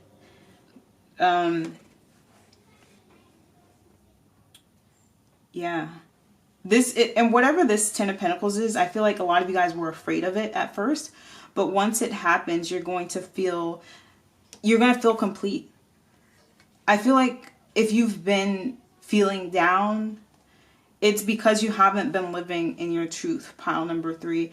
And by the end of the year, you're going to realize that when this 10 of Pentacles comes into being, for some of you guys, it's going to be like starting a family or getting married or engaged. And it's going to fill you in a way that you haven't been filled before, but you were afraid of it at first. And for others of you guys, this is like stepping into your purpose, and that purpose leading you down this path of finding your soulmate, being with your soulmate, and creating financial stability for yourself and your family. And, you know, being afraid, reflecting back on how you were afraid to make this decision in the past. Okay. And then realizing how silly it was, you know, because now you're here. But like I said, whatever it is, it's going to take some stepping out of your comfort zone. What's been done before, what seems easy is going to have to be left behind, and you're going to have to embrace the unknown in order to make this happen. And I do see that that's going to happen. There may be something unexpected that happens that pushes you down this path, though. And it may come from those feelings that surface at the beginning of 2024 that inspire this change within you. But all in all, you're going to be feeling fulfilled by the end of this year. Okay? All that. I'll read this last card before we close it out. Swan. You who glides across the water of my soul, bring me your wisdom and light. Help me transform into elegance and grace. Inspire me with your dignity and the spirit of beauty. So yeah, you're going to be moving a lot more gracefully because you're going to be more in flow by the end of the year. And when I say in flow, look at that. He's composing. So this is godlike energy. This is you stepping into your goddess energy by the end of this year and feeling more fulfilled because of that. Okay. All right. So pile number 3, that has been your reading. If you guys resonated, don't forget to like, comment, and or subscribe to the channel. And I hope to see you guys on another one. Bye.